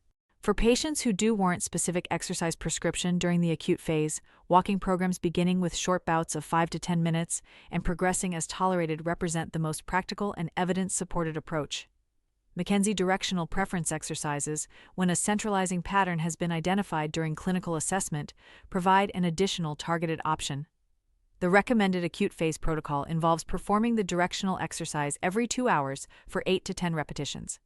The centralization phenomenon, whereby repeated movements cause symptoms to migrate from a peripheral distribution toward the midline, meaningfully increases the likelihood of identifying patients who will respond to directional preference approaches, as discussed in Module 4. No serious adverse events have been documented for any exercise intervention in the acute low back pain population, and muscle soreness is the most commonly reported minor adverse effect. Now let's turn to exercise for chronic low back pain, where the evidence base is substantially stronger than for acute presentations. A Cochrane overview of systematic reviews found that exercise therapy provides a clinically important reduction in pain compared with no treatment, with an average improvement of approximately 15 points on a 0 to 100 scale, meeting the threshold that patients recognize as a meaningful improvement. This finding was supported by moderate certainty evidence. Functional improvement was also observed but didn't quite reach that clinically meaningful threshold, with an average improvement of approximately 7 points on the same scale. These findings establish exercise as one of the few interventions for chronic low back pain that consistently achieves clinically meaningful pain relief across high-quality evidence syntheses. So which exercise type works best? That question has been addressed through network meta-analyses, which are statistical methods that allow simultaneous comparison of multiple treatments across different trials. A network meta-analysis found that Pilates had the highest probability of being the best exercise option for both pain reduction and disability reduction, followed by strength training and core-based exercises. This ranking was consistent and robust across different analytical approaches. A separate network meta-analysis, specifically evaluating mind-body exercise modalities, confirmed the superiority of Pilates, which showed a large and clinically meaningful benefit, that was reliably greater than the comparison interventions, with yoga demonstrating moderate effectiveness. Motor control exercise, which emphasizes retraining the deep stabilizing muscles of the lumbar spine, produces meaningful pain reductions compared with minimal intervention at long-term follow-up, with an average improvement of approximately 13 points on a 0 to 100 scale, a benefit that was statistically reliable and clinically relevant. Walking programs, among the most accessible and easily implemented interventions, show strong effects for chronic low back pain, with a large clinically meaningful reduction in pain and a meaningful improvement on the Oswestry Disability Index of over 6 points. The clinical takeaway from these comparisons isn't that one exercise type should be universally prescribed to the exclusion of others. Multiple forms of exercise are effective, with Pilates, motor control training, yoga, walking, and progressive strengthening all showing meaningful benefit. The selection of a specific type should be guided by patient preference, physical capacity, access to supervised instruction, and your clinical judgment regarding which approach is most likely to sustain long-term adherence for the individual patient. Knowing which exercise type works is important, but so is understanding the right dose. Let's look at the evidence-based dosing parameters and dose-response relationships for exercise interventions in low back pain, which vary by modality and by the phase of recovery. For aerobic exercise and walking programs, the acute phase begins with 5 to 10-minute bouts progressing as tolerated, while the chronic phase calls for sessions of approximately 45 minutes at 60% of maximum heart rate, performed 4 times per week for a minimum of 8 to 12 weeks.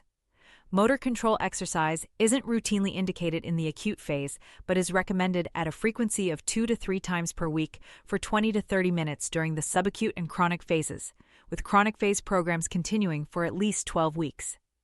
Pilates is recommended at 2 to 3 sessions per week, lasting 45 to 60 minutes. Yoga is recommended at 2 to 3 sessions per week for 45 to 60 minutes over 8 to 12 weeks. And progressive resistance strengthening is recommended at 2 to 3 sessions per week with graduated loading over a minimum of 8 to 12 weeks.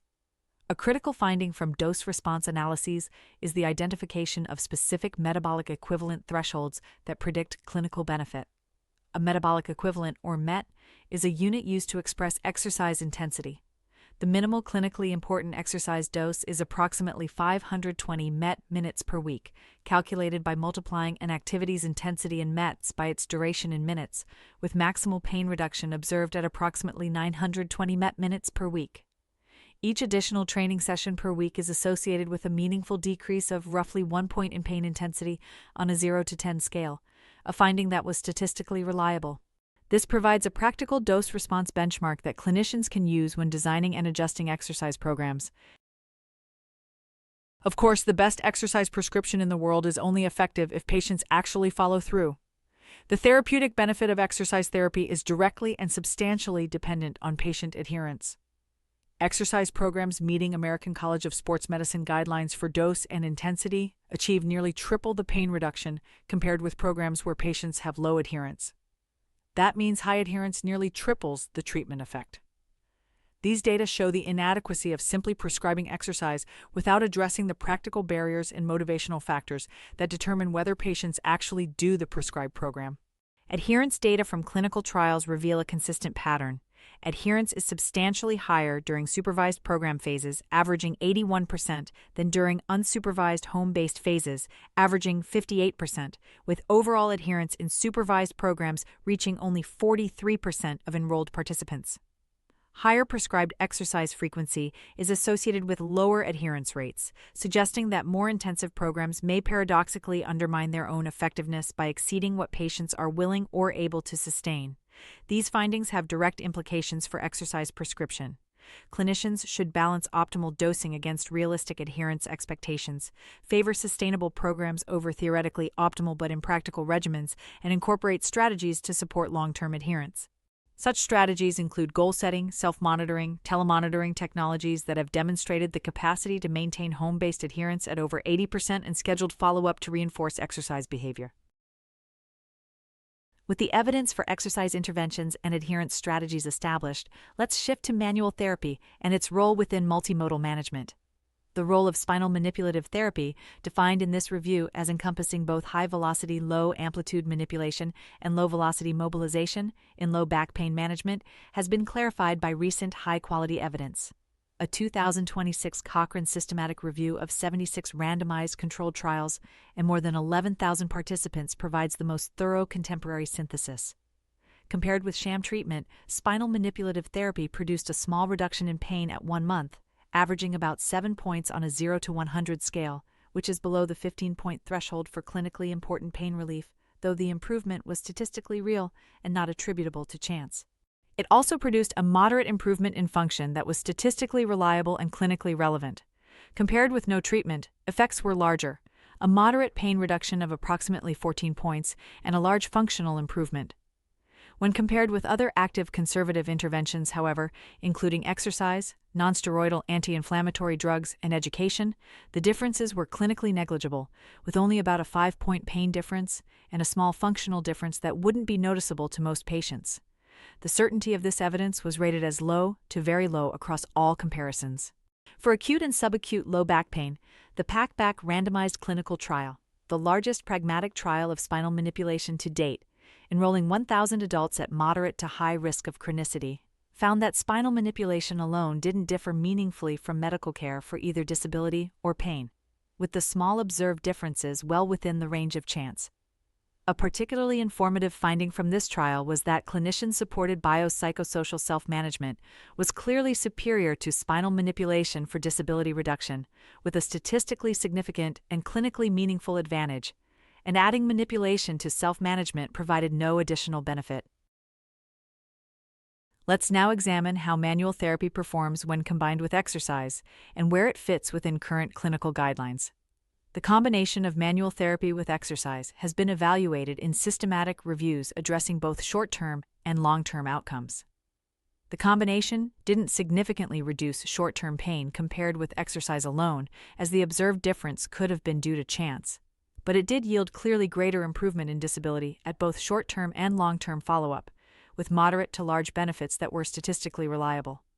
A randomized controlled trial examining sequencing effects found that manual therapy, delivered prior to core stabilization exercise, produced the greatest reductions in disability, with Oswestry Disability Index improvements of 54.7% at 3 weeks, 63.2% at 6 weeks, and 87.7% at 12 weeks. Current guidelines position manual therapy as a component of multimodal management rather than a standalone first-line treatment. The Department of Veterans Affairs and Department of Defense Clinical Practice Guideline recommends spinal manipulative therapy for chronic low back pain on the basis of modest benefit comparable to exercise and nonsteroidal anti-inflammatory drugs at 1, 6, and 12 months, while adopting a neutral position, neither for nor against, for acute low back pain due to limited evidence of sustained benefit. The American College of Occupational and Environmental Medicine emphasizes that passive modalities, including manual therapy, should be time-limited, contingent on demonstrable incremental functional improvement, and always coupled with active exercise.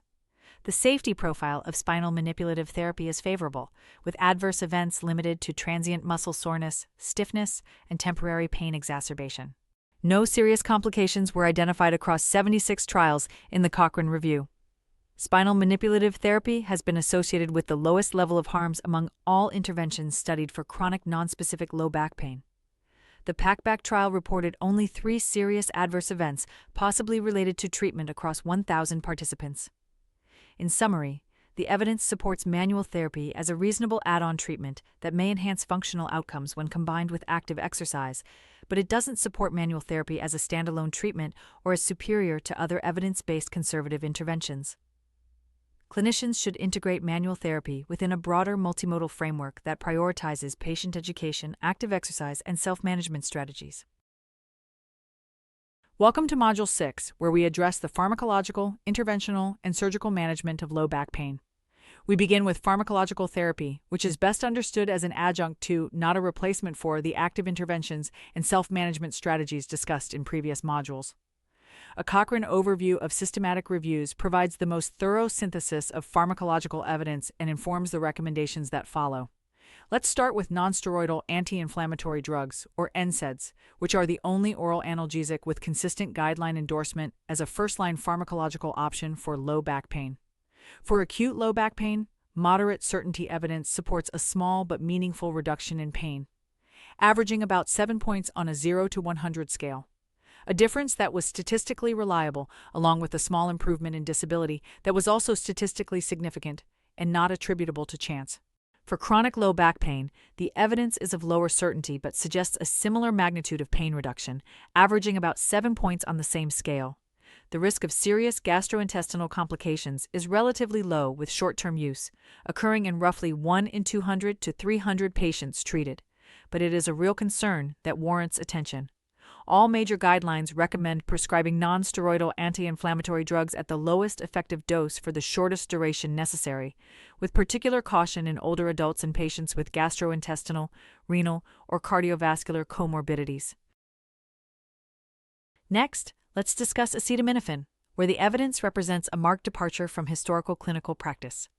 High-certainty evidence shows that acetaminophen provides no benefit over placebo for pain, disability, or quality of life in patients with low back pain, with the observed differences so small they could easily be attributed to chance.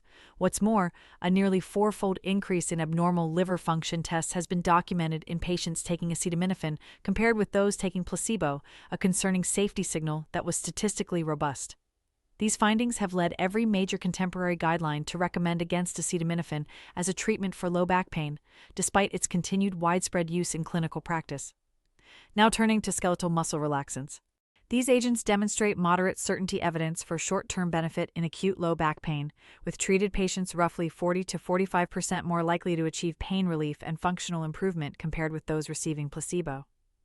These benefits come with a significant increase in adverse events, however, with treated patients facing roughly 50% more adverse events than placebo recipients, meaning that for every 6 to 12 patients treated, one additional patient will experience a side effect attributable to the medication. The most common adverse effects include sedation, dizziness, and anticholinergic symptoms. Muscle relaxants aren't recommended for chronic low back pain. Among individual agents, carisoprodol carries a higher risk of dependence and is classified as a Schedule IV controlled substance, warranting particular caution.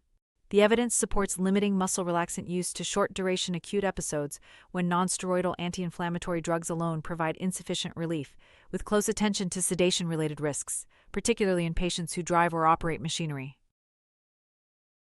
We now come to opioid analgesics, and the evidence against their routine use for low back pain is unequivocal across all major guideline bodies. Opioids produce only small reductions in pain for chronic low back pain, an effect that, while statistically detectable, is modest in magnitude and of questionable clinical significance. The 2022 CDC Clinical Practice Guideline quantifies the improvement at less than 1 point on a 0 to 10 scale at 1 to 3 months, diminishing to about half a point at 3 to 6 months. No evidence supports opioid efficacy beyond 6 months for chronic non-cancer pain.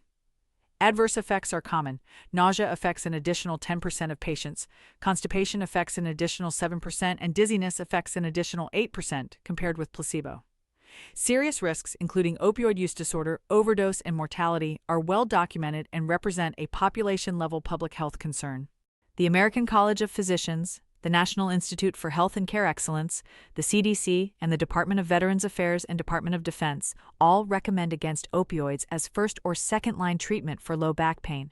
When opioids are considered for patients with severe, refractory pain who've failed all recommended alternatives, treatment should involve the lowest effective dose, a defined duration, and structured monitoring for adverse effects and aberrant behaviors. Let's now address two additional pharmacological categories: gabapentinoids and antidepressants. Gabapentinoids, including gabapentin and pregabalin, don't demonstrate clinically meaningful benefit for nonspecific low back pain with or without radicular symptoms. Their unfavorable risk-benefit profile is underscored by the frequency of adverse effects. Roughly 1 in 7 patients develops dizziness, 1 in 6 experiences cognitive impairment, and 1 in 6 develops visual disturbances attributable to these medications. A Food and Drug Administration warning regarding the risk of respiratory depression when gabapentinoids are combined with central nervous system depressants adds further concern, particularly in patients who may be taking concurrent opioids or benzodiazepines. These agents shouldn't be prescribed routinely for low back pain. Among antidepressant medications, duloxetine, a serotonin norepinephrine reuptake inhibitor, is the only agent with evidence supporting its use in low back pain management. Moderate certainty evidence indicates a small effect on pain, averaging about 5 points on a 0 to 100 scale, a statistically reliable but clinically modest benefit, and a trivial, barely detectable effect on disability.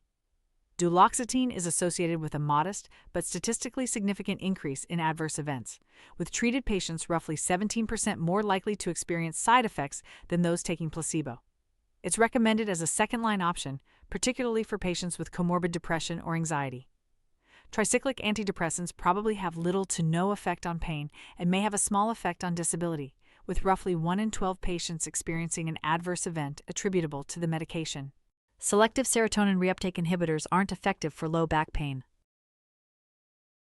We now shift from pharmacological management to interventional procedures, beginning with epidural steroid injections. The evidence for epidural steroid injections depends critically on the specific clinical indication. For lumbar radiculopathy, epidural steroid injections probably reduce short-term pain, with approximately 1 in 4 treated patients achieving a meaningful benefit beyond what would occur without the injection, and disability reduction at 3 months or less showing a similar pattern where roughly 1 in 6 patients derives additional benefit.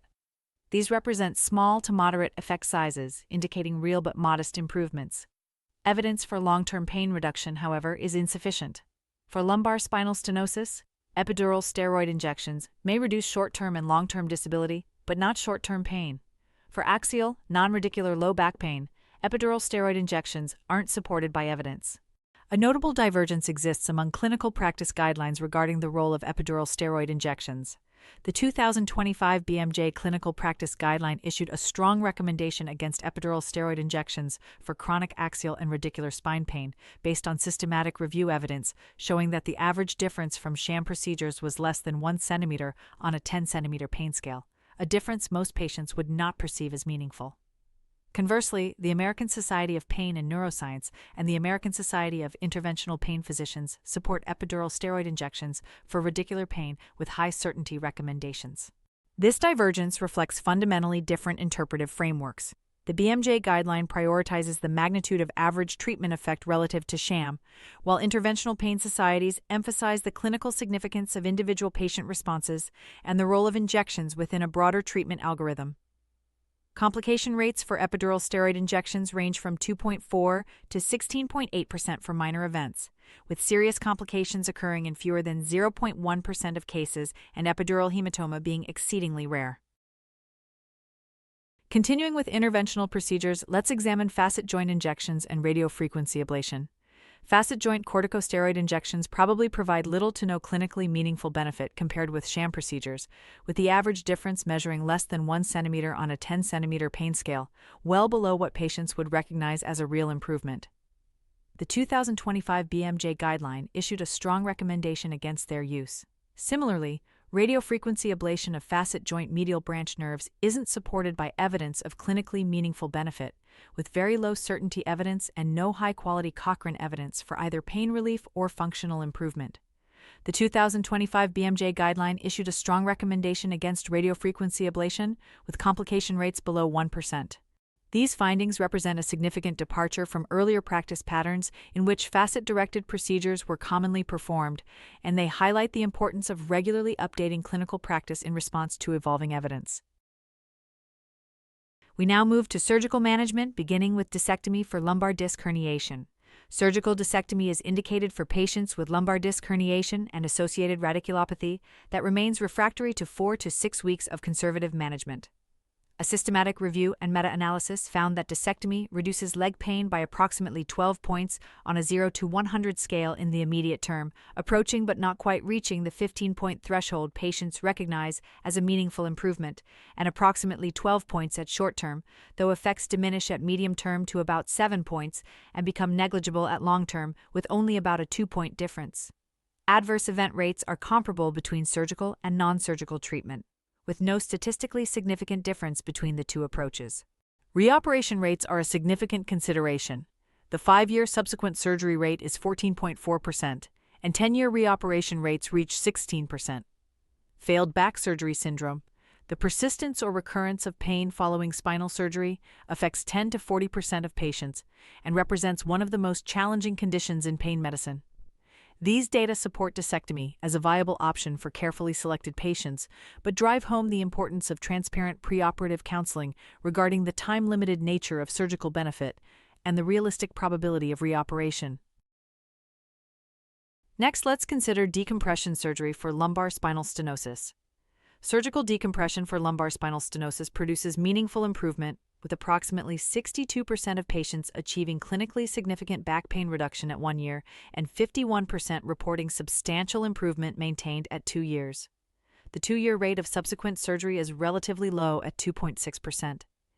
These outcomes position decompression as a reasonable surgical option for patients with lumbar spinal stenosis who haven't responded adequately to conservative management, particularly those with severe or progressive functional impairment. Now let's address fusion surgery, starting with degenerative spondylolisthesis. For patients with this condition, the Nordsten DS trial, a landmark randomized controlled trial, demonstrated that decompression alone was non-inferior to decompression with fusion at both 2 and 5 years. At 2 years, 71.4% of patients in the decompression alone group versus 72.9% in the fusion group achieved a 30% or greater reduction in Oswestry Disability Index scores, a negligible difference of only 1.4 percentage points that could easily be explained by chance alone. At 5 years, outcomes remained equivalent, with 63% of patients in both groups meeting the improvement threshold. Multiple meta-analyses confirm no significant difference between decompression alone and decompression with fusion for Oswestry Disability Index scores, leg pain, or back pain. These findings challenge the long-standing assumption that adding fusion provides extra benefit for degenerative spondylolisthesis and have substantial cost implications, as the additional cost of fusion relative to decompression alone has been estimated at over $2.4 million per quality-adjusted life year gained, placing it far outside any accepted benchmark for cost-effective care. Finally, let's examine what the evidence says about fusion for nonspecific chronic low back pain without structural instability. The evidence consistently fails to support fusion as superior to intensive rehabilitation in this population.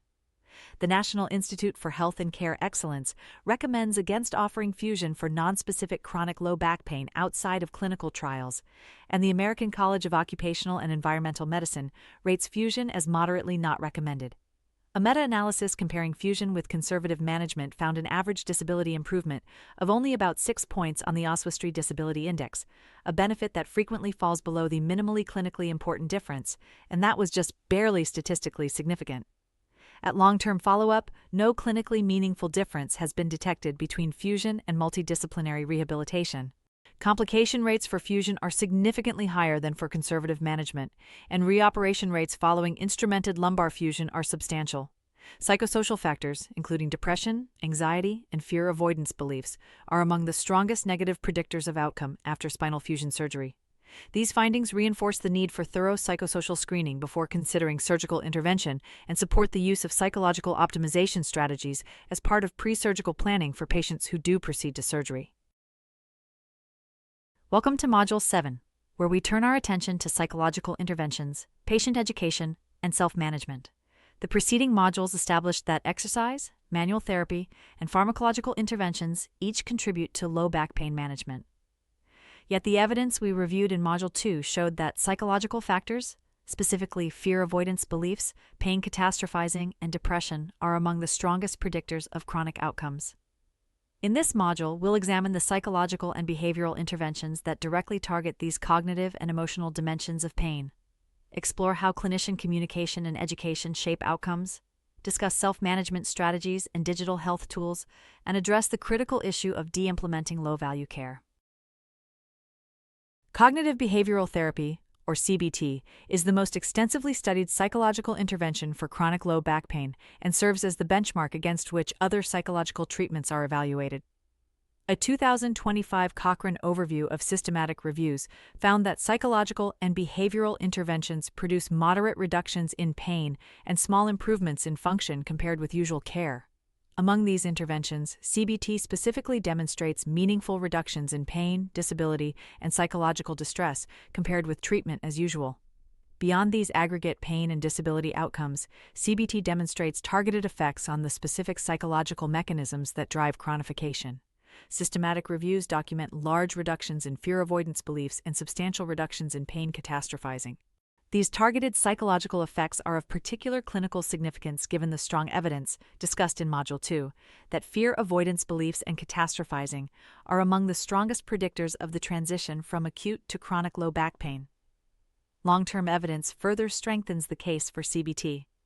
At 1 to 2 years of follow-up, moderate certainty evidence supports sustained pain reduction averaging about 7 points on a 0 to 100 scale, a benefit that was statistically reliable, as well as disability reduction averaging about 6 points, also a statistically significant and sustained improvement.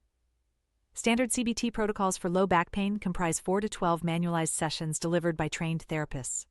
Telehealth delivery has demonstrated comparable efficacy to in-person formats, substantially expanding access. A randomized clinical trial found that 32% of patients receiving health coach-led telehealth CBT achieved 30% or greater pain improvement at 3 months, compared with 20.8% receiving usual care, meaning treated patients were roughly 50% more likely to achieve meaningful pain relief, a finding that was statistically robust and clinically significant. These telehealth findings are particularly relevant for patients in rural or underserved areas, and for healthcare systems seeking scalable psychological intervention delivery models.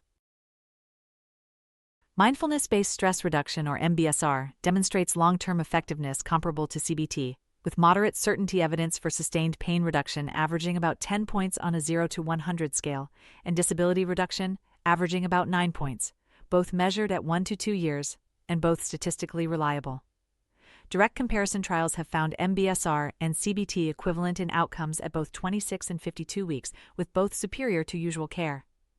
The standard MBSR program is delivered in an 8-week group format that includes guided meditation, body awareness practices, and yoga. The equivalent efficacy of MBSR and CBT gives clinicians a meaningful choice point when discussing psychological treatment options. Patients who are receptive to contemplative and mindfulness-based approaches can be directed toward MBSR, while those who prefer a more structured, cognitive skills-based intervention may benefit more from CBT. Neither approach is clearly superior, and patient preference and therapist availability should guide the selection. Acceptance and Commitment Therapy, or ACT, represents an emerging second-line psychological intervention for chronic low back pain. Current evidence is of very low certainty, with non-significant effects on pain and disability compared with active controls. Post-treatment effect sizes are more favorable but remain preliminary. Given the limited evidence base, ACT is best positioned as an option when CBT or MBSR has been attempted without sufficient benefit, is declined by the patient, or is unavailable in the clinical setting. Pain neuroscience education is a structured educational intervention designed to help patients reconceptualize pain as a product of central nervous system processing rather than a direct indicator of tissue damage. A network meta-analysis found that pain neuroscience education combined with physiotherapy produced clinically important improvements in both function and pain post-intervention, with effect sizes large enough to be clearly meaningful to patients. Here's the critical finding for clinical implementation, though. Pain neuroscience education alone doesn't significantly improve pain outcomes. The combination with active exercise is essential for therapeutic benefit. Dose-response analysis has identified specific minimum thresholds. At least 200 minutes of combined pain neuroscience education and exercise is required for pain improvement, and at least 150 minutes for disability improvement. These dose thresholds provide practical guidance for structuring combined intervention programs and show why pairing education with physical activity matters more than delivering education as a standalone intervention. Multidisciplinary biopsychosocial rehabilitation, which integrates physical, psychological, and occupational components within a coordinated treatment program, produces meaningful improvements compared with both usual care and physical treatment alone. The 2025 Cochrane Overview reported moderate pain reductions and small to moderate function improvements versus usual care. Compared with physical treatment alone, multidisciplinary approaches show larger effects on disability that are statistically significant and, importantly, significantly better return-to-work outcomes, with patients in multidisciplinary programs roughly 87% more likely to return to work compared with those receiving physical treatment alone. That's a big deal because it provides direct evidence that addressing psychological and vocational factors alongside physical rehabilitation produces benefits that exercise alone can't achieve.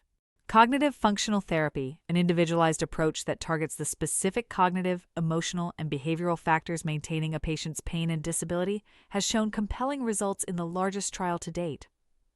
The Restore randomized clinical trial found large sustained improvements in disability and pain at 1 year, with 3-year follow-up confirming maintained benefits and societal cost savings of $5,276 to $8,211 Australian dollars per participant compared with usual care. The combination of sustained clinical outcomes with demonstrated cost savings positions cognitive functional therapy as a particularly promising intervention model for chronic, disabling low back pain. Now let's turn to the critical topic of patient communication and education. The manner in which clinicians communicate with patients about low back pain has measurable effects on clinical outcomes and healthcare utilization. Research distinguishes between two forms of clinical reassurance. The first is cognitive reassurance, which involves providing evidence-based information about diagnosis, prognosis, and management. The second is affective reassurance, which focuses on empathy, validation, and emotional support. Cognitive reassurance is consistently associated with higher patient satisfaction, increased patient enablement, and reduced subsequent healthcare utilization. Affective reassurance, while necessary for establishing therapeutic rapport and trust, has paradoxically been associated with higher symptom burden in some studies when provided in isolation without accompanying evidence-based information.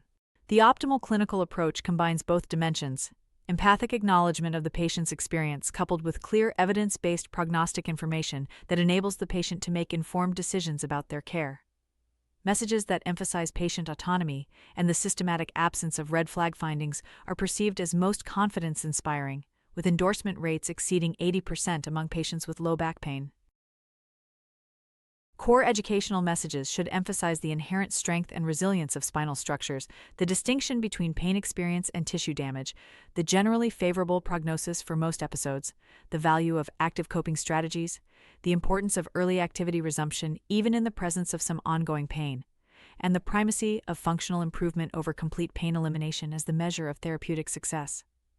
Clinicians should actively avoid perpetuating harmful narratives, including the notion that extended bed rest promotes healing, that pain invariably signals progressive structural damage, or that detailed pathoanatomical explanations of imaging findings are helpful or clinically necessary. For chronic low back pain specifically, evidence indicates that education and advice versus no intervention produce improvements in pain of roughly 1 point on a 0 to 10 scale, moderate improvements in function, large reductions in fear avoidance beliefs, and meaningful improvements in self-efficacy, though the certainty of this evidence is very low. These findings support the clinical value of structured patient education even in chronic presentations, while highlighting the need for education to be combined with active interventions rather than delivered in isolation. Prognosis communication should be calibrated to the clinical phase. For patients with acute low back pain, you can provide genuinely reassuring information. Most patients improve substantially within 4 to 6 weeks, with mean pain scores decreasing from 56 to 26 on a 0 to 100 scale over that period, and 70 to 73% achieving recovery within 12 months. The counterpoint, that approximately 1/3 will experience recurrence within a year, and that up to 1/3 may transition to chronicity over 6 months, should be framed as motivation for proactive self-management rather than cause for alarm. For patients with chronic low back pain, where mean pain scores remain approximately 40 out of 100 at 1 year and only 30 to 42% achieve full resolution, an honest conversation about the long-term variable nature of the condition is essential. The clinician should emphasize that meaningful functional improvement is achievable even when some degree of pain persists, and that active engagement in evidence-based self-management strategies represents the most effective path to optimal outcomes. Clinicians should adapt their communication to the patient's health literacy level and cultural context, using the teach-back method to verify understanding, and should recognize that patients consistently report wanting clear, consistent, and personalized information about their condition. Self-management support represents a critical bridge between clinic-based interventions and the daily management of a chronic or recurrent condition. As the evidence reviewed throughout this course shows, low back pain is a long-term episodic condition for the majority of patients, and equipping patients with the tools, knowledge, and confidence to manage their symptoms independently is essential for sustained outcomes. The Self-Back application, an artificial intelligence-based, individually tailored self-management tool, has been shown to be a cost-effective adjunct to usual care for chronic low back pain, with a cost-effectiveness analysis confirming that it falls well within widely accepted thresholds for good value in healthcare spending, with a 98% probability of being cost-effective at standard benchmarks. Digital health interventions for musculoskeletal pain more broadly produce small improvements in pain, disability, and quality of life based on moderate quality evidence from a systematic review and meta-analysis. While these aggregate effect sizes are modest, digital interventions offer advantages in scalability, accessibility, and cost that make them valuable additions to clinical care. Cognitive functional therapy, as delivered in the RESTORE trial, provides a model for sustained self-management. The 3-year follow-up confirmed that disability and pain improvements were maintained well beyond the active treatment period, with continued societal cost savings. This durability of effect suggests that well-designed interventions can equip patients with self-management skills that persist long after formal treatment has concluded. Structured follow-up is essential for optimizing self-management outcomes. Current evidence supports initial contact frequency of weekly to biweekly sessions across 4 to 8 sessions over approximately 8 weeks, with tapering based on clinical progress. Clinician involvement enhances outcomes beyond what fully self-guided programs achieve. Even when the primary intervention is delivered digitally or remotely, regular clinician contact significantly improves adherence and clinical outcomes. This finding argues against a purely self-directed model and supports hybrid approaches that combine technological tools with periodic clinician touchpoints. A critical component of evidence-based low back pain management is the active de-implementation of interventions that lack evidence of efficacy or that have been shown to be ineffective or potentially harmful. Identifying and avoiding low-value care isn't merely a matter of resource stewardship.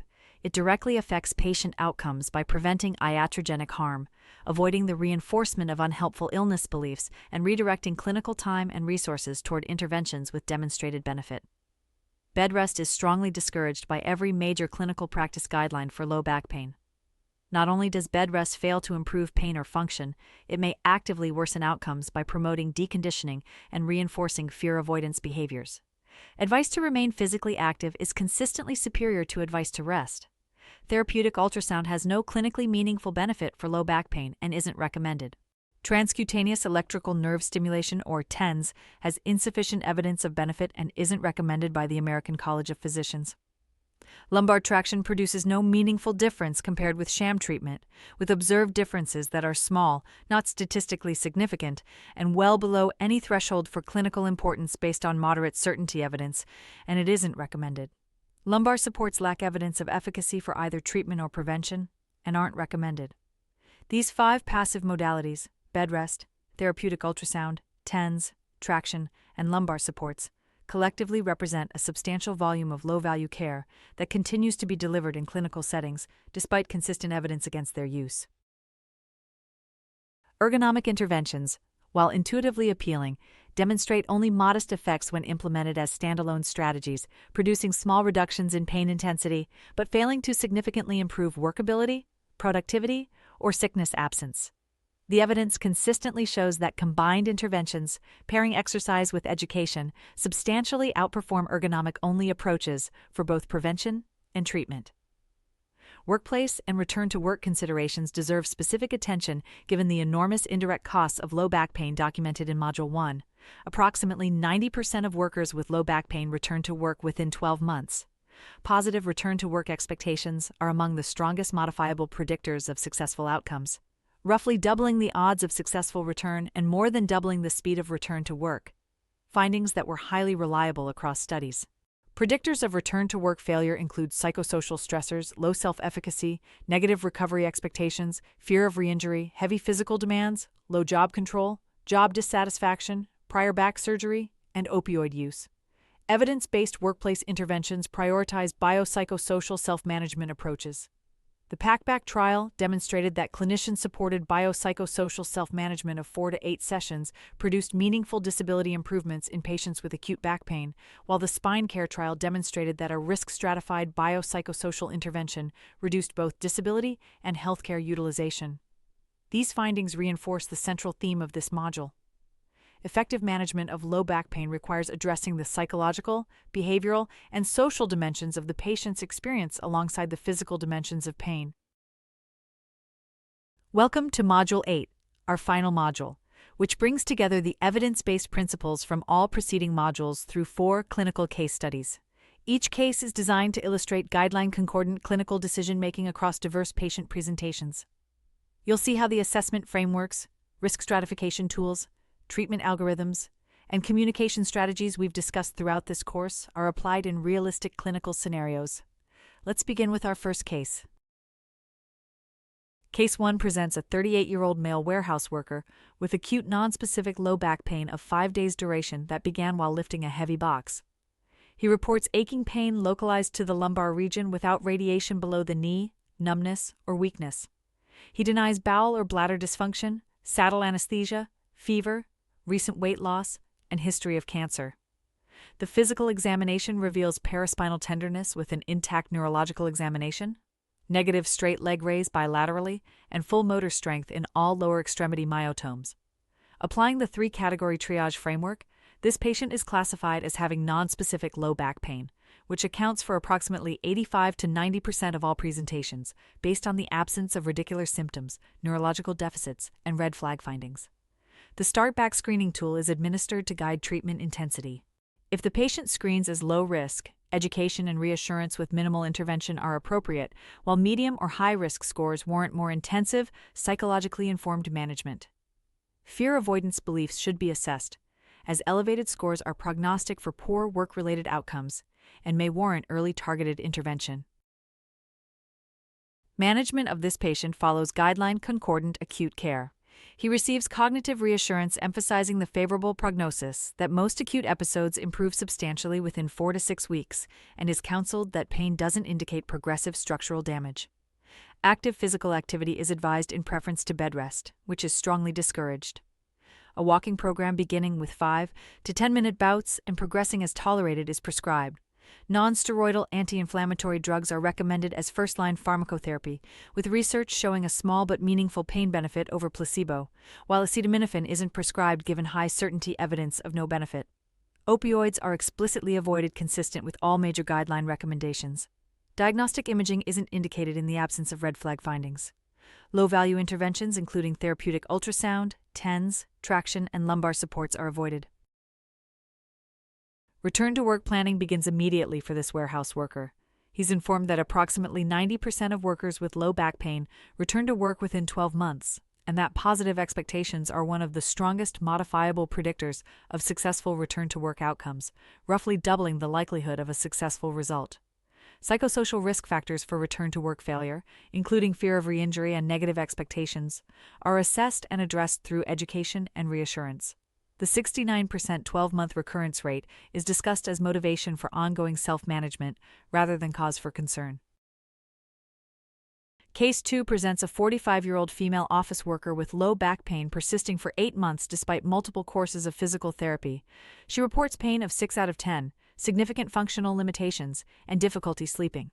Screening reveals elevated scores on the Fear Avoidance Beliefs questionnaire, high pain catastrophizing, and moderate depression. She's been taking opioid analgesics prescribed by a previous provider for 3 months. This presentation illustrates the critical role of psychosocial factors in chronic low back pain. Depression, anxiety, and pain catastrophizing are consistently identified as significant risk factors for chronicity, and when combined with depression and stress, catastrophizing demonstrates excellent ability to predict which patients will still be in pain at 6 months, performing well above the threshold for clinical usefulness as a predictive tool. Fear avoidance beliefs are central to the chronification process, with research showing they can increase the risk of poor outcomes by anywhere from a modest amount to more than 4-fold. The patient's chronic pain trajectory, with mean scores of approximately 40 out of 100 at 1 year and only 30 to 42% achieving recovery, should be communicated honestly, with emphasis on achievable functional improvement. The management plan for this patient integrates psychological, exercise-based, and pharmacological components. Cognitive behavioral therapy is initiated to address fear avoidance beliefs, with evidence showing large, clinically meaningful reductions, as well as substantial reductions in catastrophizing. Evidence supports sustained pain and disability improvements at 1 to 2 years with CBT. Pain neuroscience education is combined with exercise with a minimum combined dose of 200 minutes targeted for pain improvement. An exercise program emphasizing Pilates, which consistently ranks as the top exercise modality for both pain and disability reduction in comparative analyses or motor control training, is prescribed, with attention to adherence. Programs meeting American College of Sports Medicine guidelines achieve nearly 3 times the treatment effect of low adherence programs, which powerfully illustrates why addressing adherence barriers is just as important as selecting the right exercise type. A dose target of at least 520 metabolic equivalent minutes per week is established, with supervised sessions initially to maximize adherence. Opioid deprescribing is addressed directly with this patient. Evidence demonstrates less than 1 point of pain reduction on a 0 to 10 scale at 1 to 3 months, with no efficacy beyond 6 months. All major guidelines recommend against routine opioid use for chronic low back pain. Duloxetine is considered as a second-line alternative given the patient's comorbid depression, with evidence showing a small but meaningful pain benefit, averaging about 5 points on a 0 to 100 scale. The self-back application, or a similar digital tool, is introduced for ongoing self-management support between clinical sessions. Case 3 presents a 52-year-old male accountant with 3 weeks of low back pain radiating below the left knee, with numbness along the lateral calf and dorsal foot, consistent with an L5 dermatomal distribution. The straight leg raise is positive at 40 degrees on the left, reproducing the radiating pain. The crossed straight leg raise is negative. Ankle dorsiflexion strength is mildly reduced on the left. There is no saddle anesthesia, which, if present, is among the strongest individual diagnostic indicators for Cauda-Equina syndrome. No urinary retention, which is also a powerful diagnostic indicator. No fever, no history of cancer, and no significant trauma. The positive straight leg raise, which catches approximately 92% of true cases of radiculopathy, supports the clinical suspicion, while the negative crossed straight leg raise, which is highly specific and would provide strong confirmatory evidence if positive, doesn't rule it in with the same confidence. The mild focal weakness in an L5 distribution, combined with dermatomal sensory complaints and a positive straight leg raise, creates a clinically coherent radicular presentation. The imaging decision is pivotal in this case. At 3 weeks, without red flag findings, imaging is classified as usually not appropriate. The patient is counseled that disc degeneration is present in 37% of asymptomatic 20-year-olds and 96% of asymptomatic 80-year-olds, and that early MRI increases the risk of surgery by a factor of 13, with no corresponding improvement in outcomes. MRI is appropriate if symptoms persist beyond 6 weeks and the patient is being considered for interventional or surgical management. First-line management includes nonsteroidal anti-inflammatory drugs, with research showing a small but meaningful pain benefit over placebo. Gabapentinoids aren't prescribed, as evidence shows no clinically meaningful benefit for radicular symptoms, with roughly 1 in 7 patients experiencing dizziness attributable to the medication. Opioids are avoided. Physical therapy is initiated. If symptoms remain refractory at 6 to 8 weeks, MRI is obtained, and epidural steroid injection may be considered for short-term relief, with roughly 1 in 4 treated patients achieving a meaningful benefit at 3 months or less, though long-term benefit isn't established, and guideline bodies diverge significantly on this recommendation. Surgical discectomy is reserved for patients with persistent, functionally limiting radiculopathy refractory to conservative care, with transparent discussion of the 5-year reoperation rate of 14.4% and the diminishing nature of surgical benefit over time. Our fourth and final case presents a 72-year-old female retired nurse with bilateral lower extremity pain, low back pain, and left groin discomfort aggravated by walking and stair climbing. She's been referred to a spine specialist with a presumptive diagnosis of lumbar spinal stenosis. Her medical history includes hypertension, type 2 diabetes, and osteoarthritis. This presentation demands systematic evaluation to differentiate and potentially identify the coexistence of lumbar spinal stenosis and hip osteoarthritis.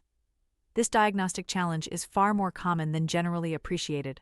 Among patients presenting to spine clinics, 50.5% have concurrent greater trochanteric pain syndrome, and 25% of spine surgery referrals have significant hip or sacroiliac joint contribution to their symptoms. Up to 25% of patients may have more than one contributing disorder. The history reveals that groin pain, which meaningfully increases the likelihood of a hip source over a spine source, and difficulty getting in and out of a car, which also moderately favors hip pathology, suggest hip involvement. On examination, she demonstrates a wide-based gait, which has a specificity exceeding 90% for lumbar spinal stenosis, and limited internal rotation of the left hip, which strongly favors hip pathology as the primary source, increasing that probability manyfold. She also has a positive Faber test on the left. Pain with the Fader test further supports hip joint involvement. Limited weight bearing on the left leg, which strongly favors a hip source, and an observed limp, which which is similarly powerful as a discriminating finding, provide additional evidence favoring hip pathology as a significant contributor. This mixed clinical picture, with features of both lumbar stenosis and left hip osteoarthritis, is consistent with hip spine syndrome. Pharmacological management requires caution in this older adult population. Nonsteroidal anti-inflammatory drugs, while first-line, carry increased risk of gastrointestinal, renal, and cardiovascular complications in older patients, with serious gastrointestinal events occurring in roughly 1 in 200 to 300 patients, even with short-term use. Acetaminophen isn't recommended, as it provides no benefit and carries nearly 4 times the risk of abnormal liver function tests compared with placebo. Muscle relaxants pose significant sedation risk in older adults, with roughly 1 in 6 to 12 patients experiencing an adverse event attributable to the medication, and should generally be avoided. Duloxetine may be considered as a second-line option, particularly given potential comorbid depression. If both conditions require surgical intervention, the evidence strongly favors a hip-first approach. Only 6.8% of patients undergoing total hip arthroplasty first required subsequent spine surgery, compared with 62% of spine-first patients who then required hip arthroplasty. The hip-first approach also results in lower rates of subsequent spinal procedures, 5.7% versus 23.7%, and reduced hip dislocation risk at 1.9% versus 3.2%. The exception is severe or progressive neurological deficits, which warrant spine surgery first regardless of concurrent hip disease. For lumbar stenosis specifically, decompression produces meaningful improvement in approximately 62% of patients at 1 year, and the Nordsten DS trial confirmed that decompression alone is non-inferior to decompression with fusion at 5 years, avoiding the additional cost and morbidity of instrumented fusion. The additional cost of fusion versus decompression alone was estimated at over $2.4 million per quality-adjusted life year gained, placing it far outside any accepted benchmark for cost-effective care. Psychosocial screening is essential before any surgical decision, as psychosocial factors are among the strongest negative predictors of surgical outcome. Thank you for completing this course. We will now review the exam questions to solidify your understanding. Question 1. According to the evidence presented in this course, guideline non-adherence in low back pain management, particularly early imaging and opioid prescribing, is associated with which of the following economic consequences? The correct answer is C. An annual cost increase of approximately $4,012 per person. Rationale. The course states that guideline non-adherence, particularly early imaging and opioid prescribing, increased annual costs by $4,012 per person, with non-adherent patients costing $7,873 compared with $3,861 for adherent patients. Adherence to imaging guidelines alone could save over $2.8 billion in total healthcare costs. Question 2. A clinician is counseling a patient with acute low back pain about their expected recovery timeline. Based on the clinical course data presented in this course, which of the following best describes the typical pain trajectory for acute low back pain? The correct answer is A. Mean pain scores decrease from 56 at baseline to 26 at 6 weeks, with the majority of improvement occurring within the first 6 weeks. Rationale. The course reports that in acute low back pain cohorts, mean pain scores on a 0 to 100 scale decreased from 56 at baseline to 26 at 6 weeks, 22 at 26 weeks, and 21 at 52 weeks. The majority of improvement occurs within the first 6 weeks, with later gains being incremental. Question 3. When identifying patients at elevated risk for developing chronic disabling low back pain, which combination of psychological factors has been shown to explain nearly half of the variation in 6-month pain outcomes? The correct answer is D. Pain catastrophizing, depression, and stress. Rationale. The course states that pain catastrophizing, when combined with depression and stress, explain nearly half of the variation in 6-month pain outcomes, making these psychological factors remarkably powerful predictors of who will still be in pain 6 months later. Question 4. A clinician evaluating a patient with low back pain and suspected cauda-equina syndrome needs to determine the urgency of further evaluation. Based on the diagnostic accuracy data presented in this course, which finding is described as a powerful rule-out feature for cauda-equina syndrome? The correct answer is B. Absence of urinary retention. Rationale. The course specifically states that in the absence of urinary retention, the probability of cauda-equina syndrome decreases to approximately 0.01%, making it a powerful rule-out feature. This was highlighted as a particularly useful clinical teaching point. Question 5. When evaluating patients presenting to a spine surgery clinic with low back pain, the course presents evidence about the prevalence of concurrent hip pathology. Which of the following best describes these findings? The correct answer is A.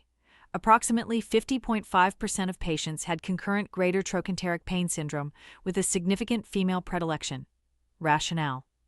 The course states that among patients presenting to a spine surgery clinic, 50.5% had concurrent greater trochanteric pain syndrome with a notable female predilection. 60% of women were affected versus 32.8% of men.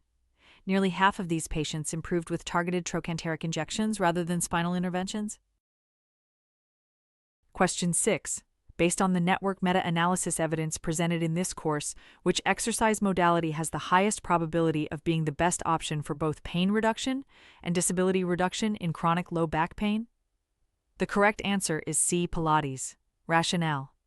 The course reports that a network meta-analysis found Pilates had the highest probability of being the best exercise option for both pain reduction and disability reduction, followed by strength training and core-based exercises.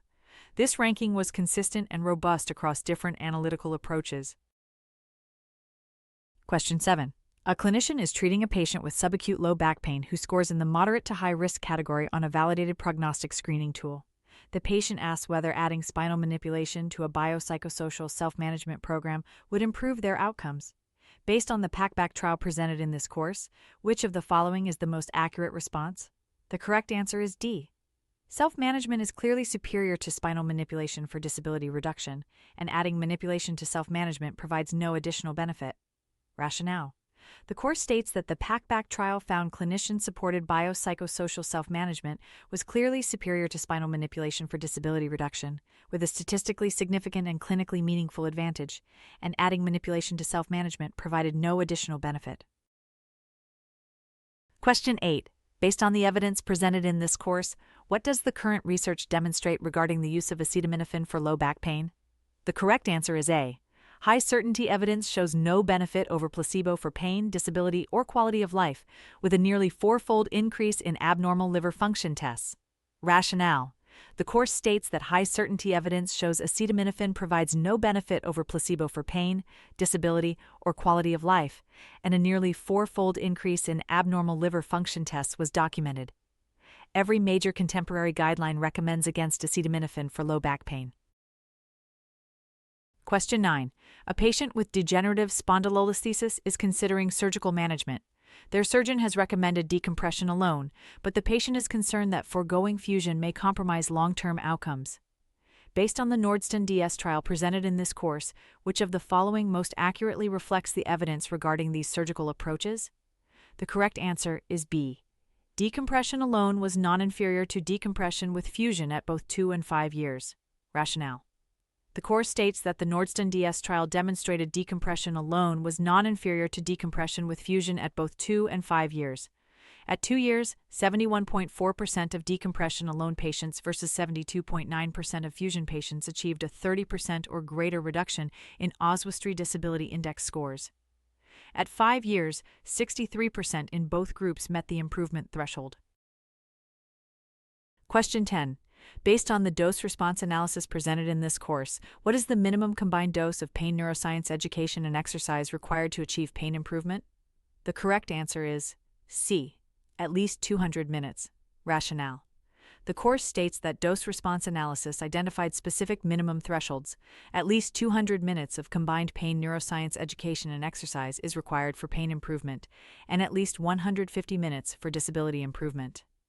Thank you for completing this course. We hope the evidence-based strategies covered today will strengthen your clinical decision-making and improve outcomes for your patients with low back pain. Best of luck in your practice.